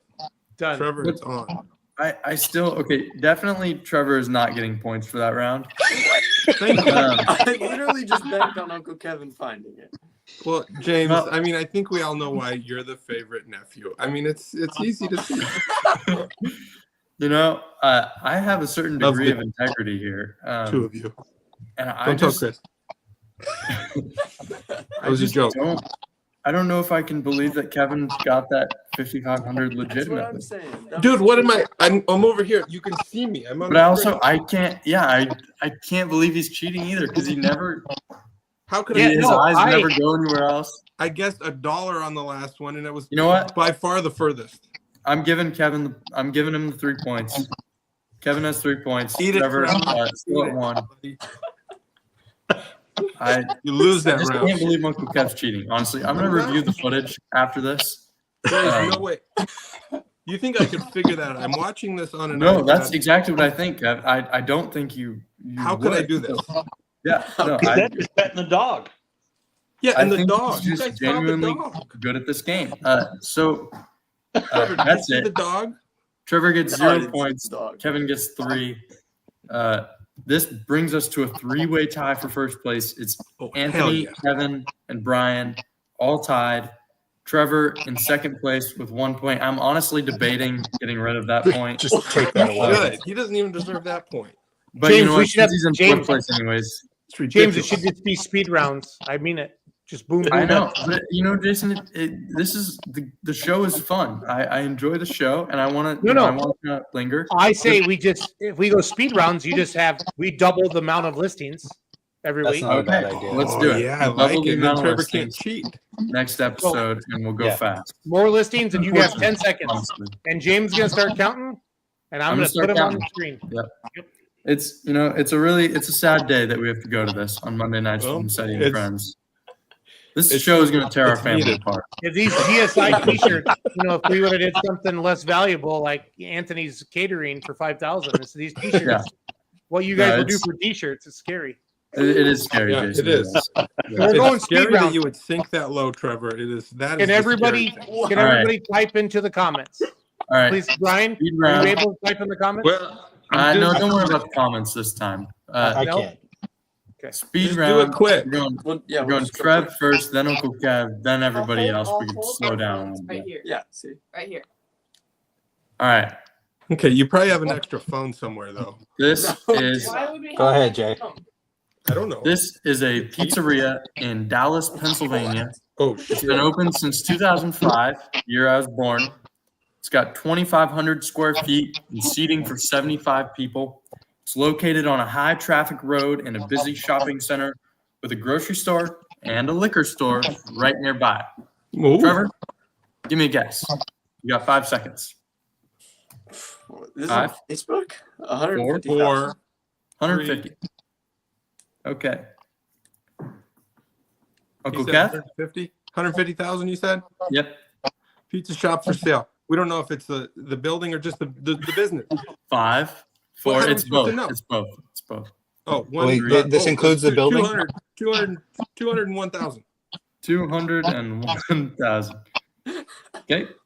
Now we can slow down a little bit. Anthony, you're in the catering business. What did Trevor say? What did Trevor say? He said 150. Okay. All right. Good. Anthony, Anthony you're in should have the a- catering Anthony business. should be all over this. You're probably the most qualified to make a guess here. What do you think Well, this does- pizzeria is listed for? I'm going to guess at 220. It doesn't say if it has any equipment. No, the information is pretty limited here. 220, I like that guess. Jason, it's to you. I'm gonna say quarter mil. 250. Yep. And Dad, what do you think about this pizzeria?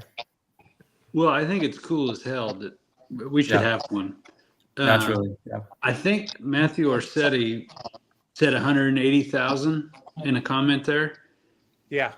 And I feel like he would know what a pizzeria in Dallas, Pennsylvania, which is ironic that it's Dallas, Pennsylvania, not Dallas, Texas. Yes, I'm going to yeah. lock in 180,000. 180. What do you think makes Matthew Orsetti qualified for this pizza shop? Well, he's That's from pizza. Hollister, and he's got a He's from truck, Hollister, yeah. a pull truck. Yeah. And I think earlier he guessed something, and I guessed the same, and I think that one that I won. Okay. I thought we had said the same price. I could be wrong. Okay. Uncle Steve? James, are you saying the real estate is included in this? The building is included, or is it? You know, leased? honestly, I'm not sure. Honestly, But for the price, it does seem a little bit high to be just the pizzeria, like as in the business. What are the guesses that we have so far? We have just the range, 150 low and high. on the low end and 250 on the high end. I'm gonna go with 285,000. 285. Gotcha. Bree, you are the last guest here. You got a lot to work with. Yeah. What do you think this pizzeria has been listed on Facebook Marketplace for? I'm thinking 270. 270. Okay. So our low end here is 150. That's Trevor. Our high end is 285. That's Uncle Steve. This is presumably for the pizza as well as like the ownership of the land. But we're not entirely sure. The correct answer, though, is 180,000. Wow. Oh, that's Brian weird. And Matthew Orsetti dead on there. That's Well, another. Orsetti, Brian, this is a good little scam. Have Orsetti That comment, really- he researches really it, he good. copy it. Yeah. I'm no longer going to put Matthew Orsetti's comments on the screen. Pizza and beer on me next time, Matthew. Thank you. Yeah. Well, And a GSI t-shirt. There we go. Yeah. Yeah. Thanks a lot, Matt, for all the help. Hey, wait. Did all of you also see that was Matthew's guess in the comments? Or was it I'm Yeah, the but only if you one? wouldn't have Yeah, told but we us, didn't there's know no he was scam. cheating with you. I didn't see the comment. How do you see I didn't the know we comment? were cheating either. I just saw that. He's Italian. His last name's Orsetti. He's got to know something about pizza. Yeah, it's true. Come on, guys. Did Well, that show up during the show? Huh? Yeah, Well, it pops up. We I didn't encourage, see it. I would have we guessed that. encourage the audience to play along, and sometimes it helps out our contestants. Yes. That's another 3 points for Dad, bringing him to 6 points. That's a Oh, it's Team pretty Massetti dominant Orsetti. position. It's Team Massetti Orsetti. It How many is. points does Brian have now? Brian now has 17. 6. This is bullshit. So that means Kevin and Anthony are the only ones who have a chance at tying this up with 3 points each. They need to hit a dead-on guess on this next listing. That's impossible. Trev still trailing behind in 4th place. And Uncle Steve, Bree, Jason Schultz, unfortunately not on the board yet. We're protesting this round. Just the three of us together. We'll have our formal protest at Lodge tomorrow. Sure thing. Yep. Go Yeah. for it. Me too. And this next listing is going to be our final listing. It's a pretty cool one, I have to say. And I did find the guy's phone number, so we are going to try and call him afterwards. But first, I'm going to have you guys guess at this Mini Cooper Turbo S Limo. It's got a tandem axle conversion. It's got power everything. Despite the 4-cylinder, it's got an auto transmission. It's got custom lights and mirrors. You could see that in the back seat there. That's a little mirror.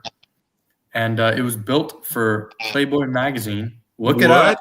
They had 6 built. And it's also been featured in movies. Runs and drives great. It's got a few minor flaws, but nothing major.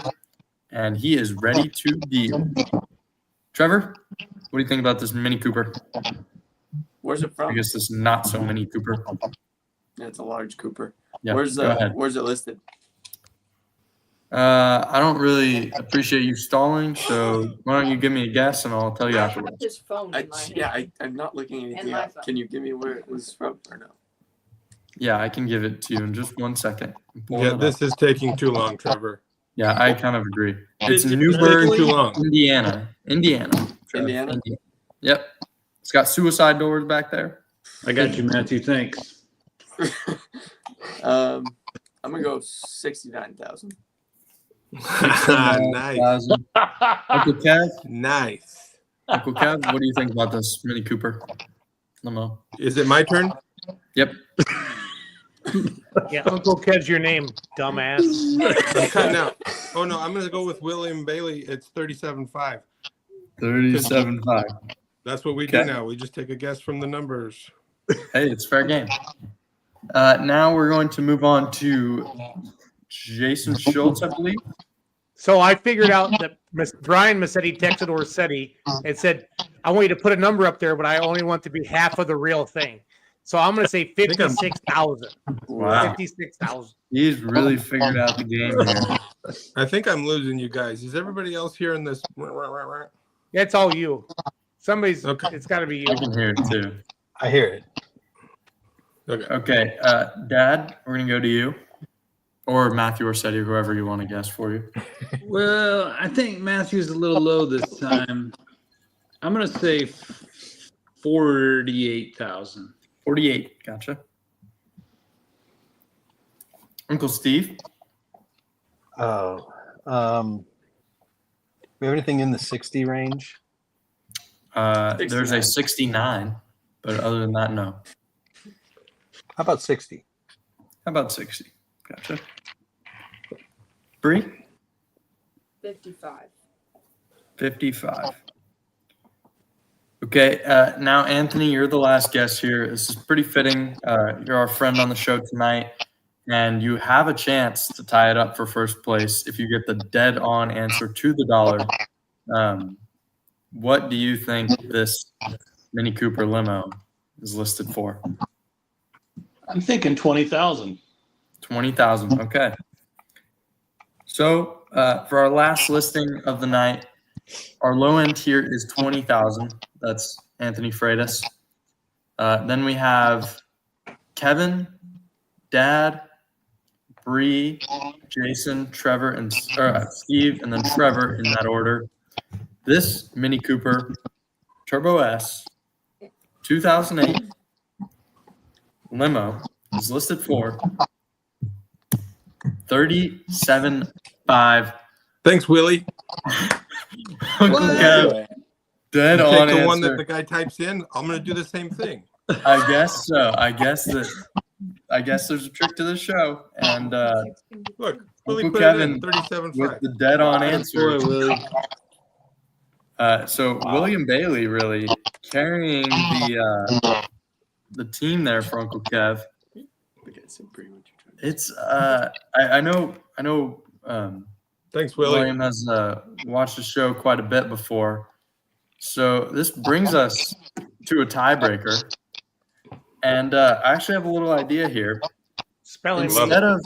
Instead of Dad and Uncle Kev guessing the price of the next one, yes. How about we have Matthew Orsetti and William Bailey? Yeah. In a little showdown. Yes. I'm gonna Come show on, you Willie. one.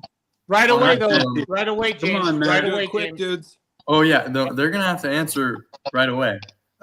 I got William, right? Jason to my camera, so I can just show you a picture of it on my phone because I'm not very advanced here. Hey, James, I'm gonna just can you draw this out for like 30 seconds? Just talk for a few seconds. Kevin has to pee. Yeah, I'll be right sure. back. Kev, you go pee. And while Kev does that, Anthony, why don't you just tell us kind of your experience on this show? Do you feel like you've been cheated out anywhere or any changes you would recommend? No.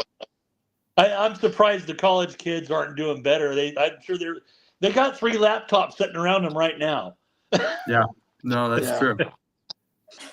It is kind of, I'm not going to say embarrassing, but a little bit embarrassing for Trev and Bree. Only 1 point between the two. Look, they're playing it straight tonight, though, Jay. and- Like they're not cheating. Except for one. Well, all he did was know that Kevin also cheated, and Well, we don't know that, Steve. We don't know. sure. I've got a great listing here once Uncle Kev comes back for William and Matthew.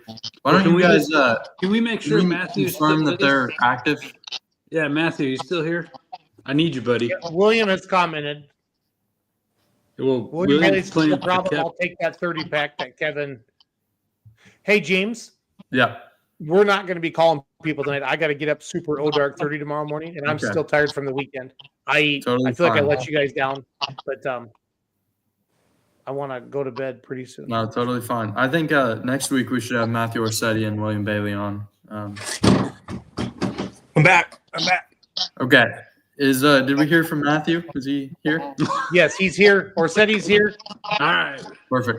Okay. Be ready, Matthew. Come on, I'm counting on you, buddy. Come on. I'm going to Willie. show you guys, and within 30 seconds, I expect an answer. Yeah, there's about a 15-second delay, James. Yeah. Yeah, we'll give them time. We'll just wait for both of them. Okay. 30 seconds then. That'll give him 15 seconds to do it. This here Wow, is Kevin. Are you married? Pretty good. This here is a fully functional, mobile Coors Light kegerator. Oh. As you can see, it's got a cat motor in there, I believe. It operates. It's my phone's not doing too well here, but they get the gist of it, I'm sure. It's I'll read the description here. It's a Coors Light kegerator built on an Alpine ski due chassis, fully functional with tap on back door to serve beer. You won't find another one. That's true. This one is coming to you out of Kingston, New Hampshire. And now I believe it's time to wait on the guesses of Matthew Orsetti and William Bailey. Come on, Jay, while we're waiting, can I make a suggestion? Please do. Yeah. If you don't say the location, it will make it much harder for people to, let's not say cheat, but look it up. We can say cheat. Let's say like it is. We're not a bunch of Democrats on here. There's a lot of cheating going on here. This is ridiculous. But I think maybe if we don't get the location, it's harder for You're right. marketplace. You're absolutely right. And I know there's a reason that Trevor asked for the location before. No, but that's Okay, Orsetti's in at 8,500, and William Orsetti's Bailey's in. in at 6,400. Okay, All right, here we go. filled the time. Come on, Matthew. Gentlemen, Here we go. it's $3,500. Oh, Jesus. James gets the point. James gets the point. But unfortunately, that's my 1 point is not enough to break the tie. I think we need to go to a second tiebreaker. I agree. What do There's you got? really, I mean, we have no other option. Do you have any shot colors? That would be a great idea. Unfortunately, I You know, do not Steve, you're believe right. we have- We kicked off with the best ever. Everything now is kind of like, whatever. We need a Lonnie. Okay. Yeah, Lonnie really changed the game. This Lonnie one changed our lives. This one's going to be pretty tough. But Are we going with it's the Is nature it of the show. Matthew and William, or is it me? Matthew and William? It's Matt not and over yet. This here is a car crusher. Ooh. It runs off this. Let me see if I can get to a picture of it. That motor there, I believe it's a inline 6. It might be a Ford. I can't tell. It's a car crusher, basically. Oh, yeah. I'll give you the description. It's a nutcracker car crusher. Everything works as it should. Just he hasn't used it much this year. So Do you want us to guess while we wait for them, even though they won't count for anything? sure thing. But we're waiting on Perp and William Bailey. Willie. So, well, you know what, Dad and Uncle Kev, why don't you give your guesses too? Yeah, let's do that. I didn't even pay attention, but I'm going to say 35,000. 35 grand. Dad? 17,500. Look at half of mine. William Bailey, I'm waiting on your vote. Come on, Willie. Yep, we got to see it here. Forfeit. If Matthew gave a guess, forfeit. They forfeit. Unless he's over. Well, then we get it. Okay, Matt Orsetti's in at $3,000, and William Bailey's in at 8,600. Oh, shit. Well, win. Yeah. Come on, Willie. Great news for Uncle Kev. That's $11,000. It won't show up. There we go. $11,000. William Bailey with the win. Very, very impressive. That's So a 30 Uncle pack Kev, coming his way. All right. Uncle Kev wins the show. Dad was closer, technically, but I'll take the win, baby. Nobody that's cares. the surrogate, if you will. William Bailey has won the show for Uncle Kev. That's my surrogate right And, there. That'll do it for the 12th. Hey guys, edition. so One second, please. how do we get more? How do we get the fans involved more? Like, how can we get James? But I need it to be a speed round from us and Yeah. them, right? Yeah, I have can- everybody. If you could somehow figure out like how to put a time limit on it on the comments and then check them all, I don't know. And Mine, then everybody- it does them by the minute. It timestamps them by the minute. Okay. I don't if know. you guys can see that Tough side to of say. it. I don't know, but I think it's going good now. We do have some fan participation.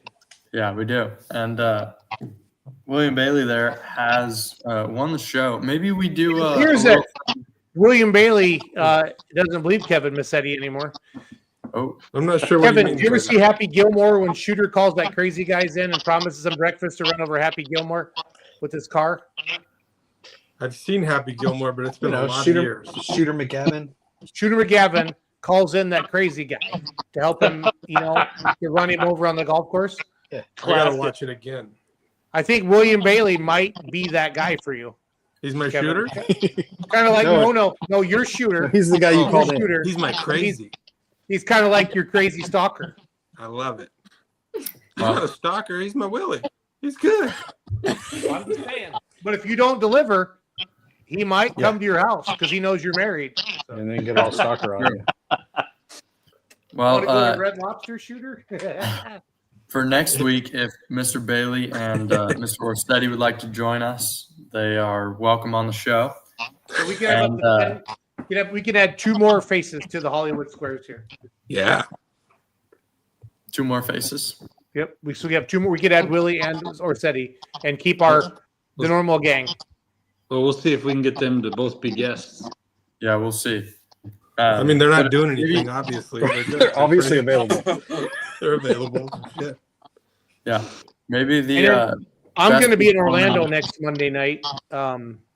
So. They don't have Wi-Fi in Orlando or what? I don't know yet. I'll let you know. Well, I gotta go look at Chris. I gotta go look at Christmas lights with Bree. I'm flying her out. That's an excuse to get off the show. Trevor. Everyone needs to Google 420 Bob Barker after they sign off. It's worth it. Oh no, we're doing it now. Why wait? Why wait? What's the hurry? Where I are we do going? need to go though, but thank you, Emmanuel. You guys are fun. I'm just tired. I was up all night Saturday night. 42. Well, we were at the Lexington, Kentucky Invitational, and we got done at 1. And then by the time we packed up all of our equipment, it was 3. And then I had to get Allie, one of our teammates, from Full Pull to the airport at 6 in Cincinnati. So wow, not fun. And then I'd get the rest of the team out of Kentucky before they got snowed in, so it was not a lot of fun.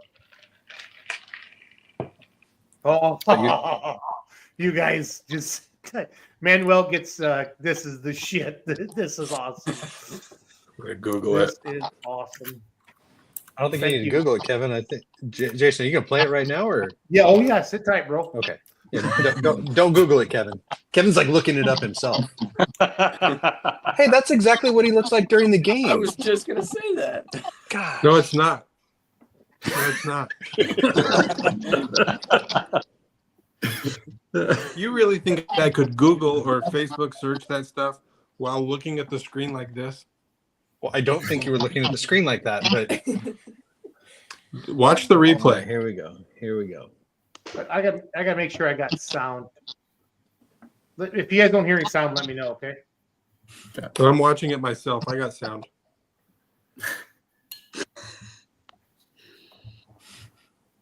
Do you know the U.S. solar company? We have sound. Can you guys hear that Facebook ad?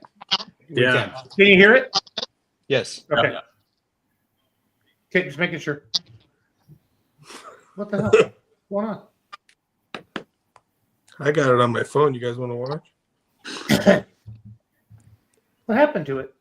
It might not let you screen share YouTube videos. $4,300 a month.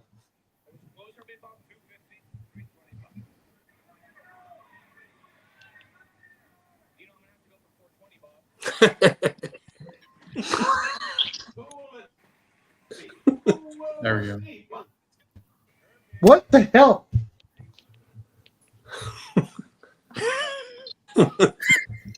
I'm getting dizzy watching this. What? No shit. Having flashbacks to when Lonnie was here. Guys, seriously, I don't know what's going on. I don't think YouTube lets you screen share videos. Wait, they can tell? I think so. Watching everything, man.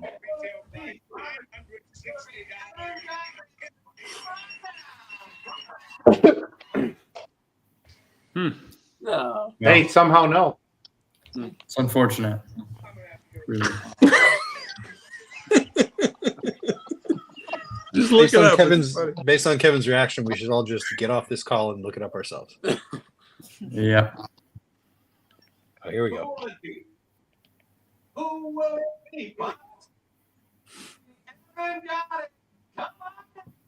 Nope. Oh yeah, they're Well, shutting that's you down, unfortunate. Shelty. Yeah, because Google, dude on Price is Right bids $420 over and over.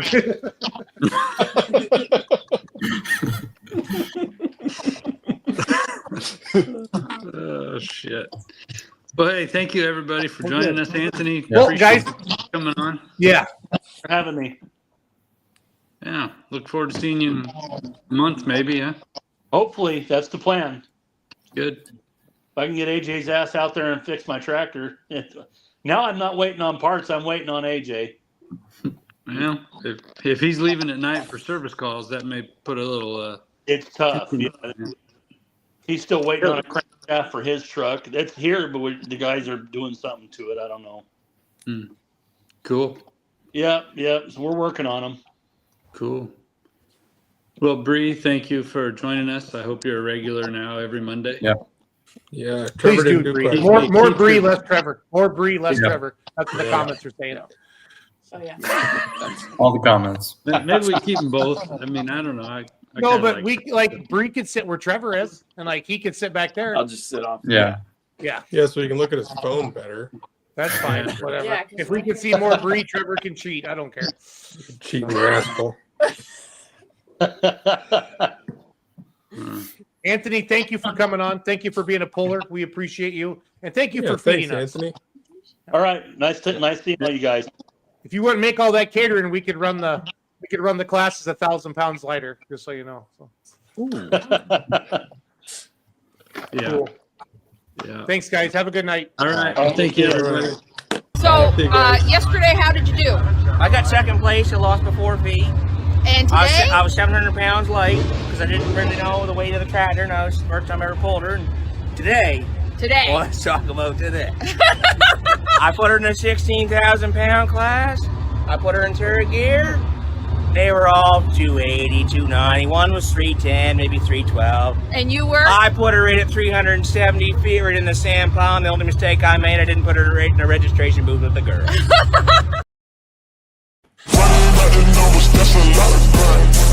Try and take it from me, must be out your mind. Loud slide.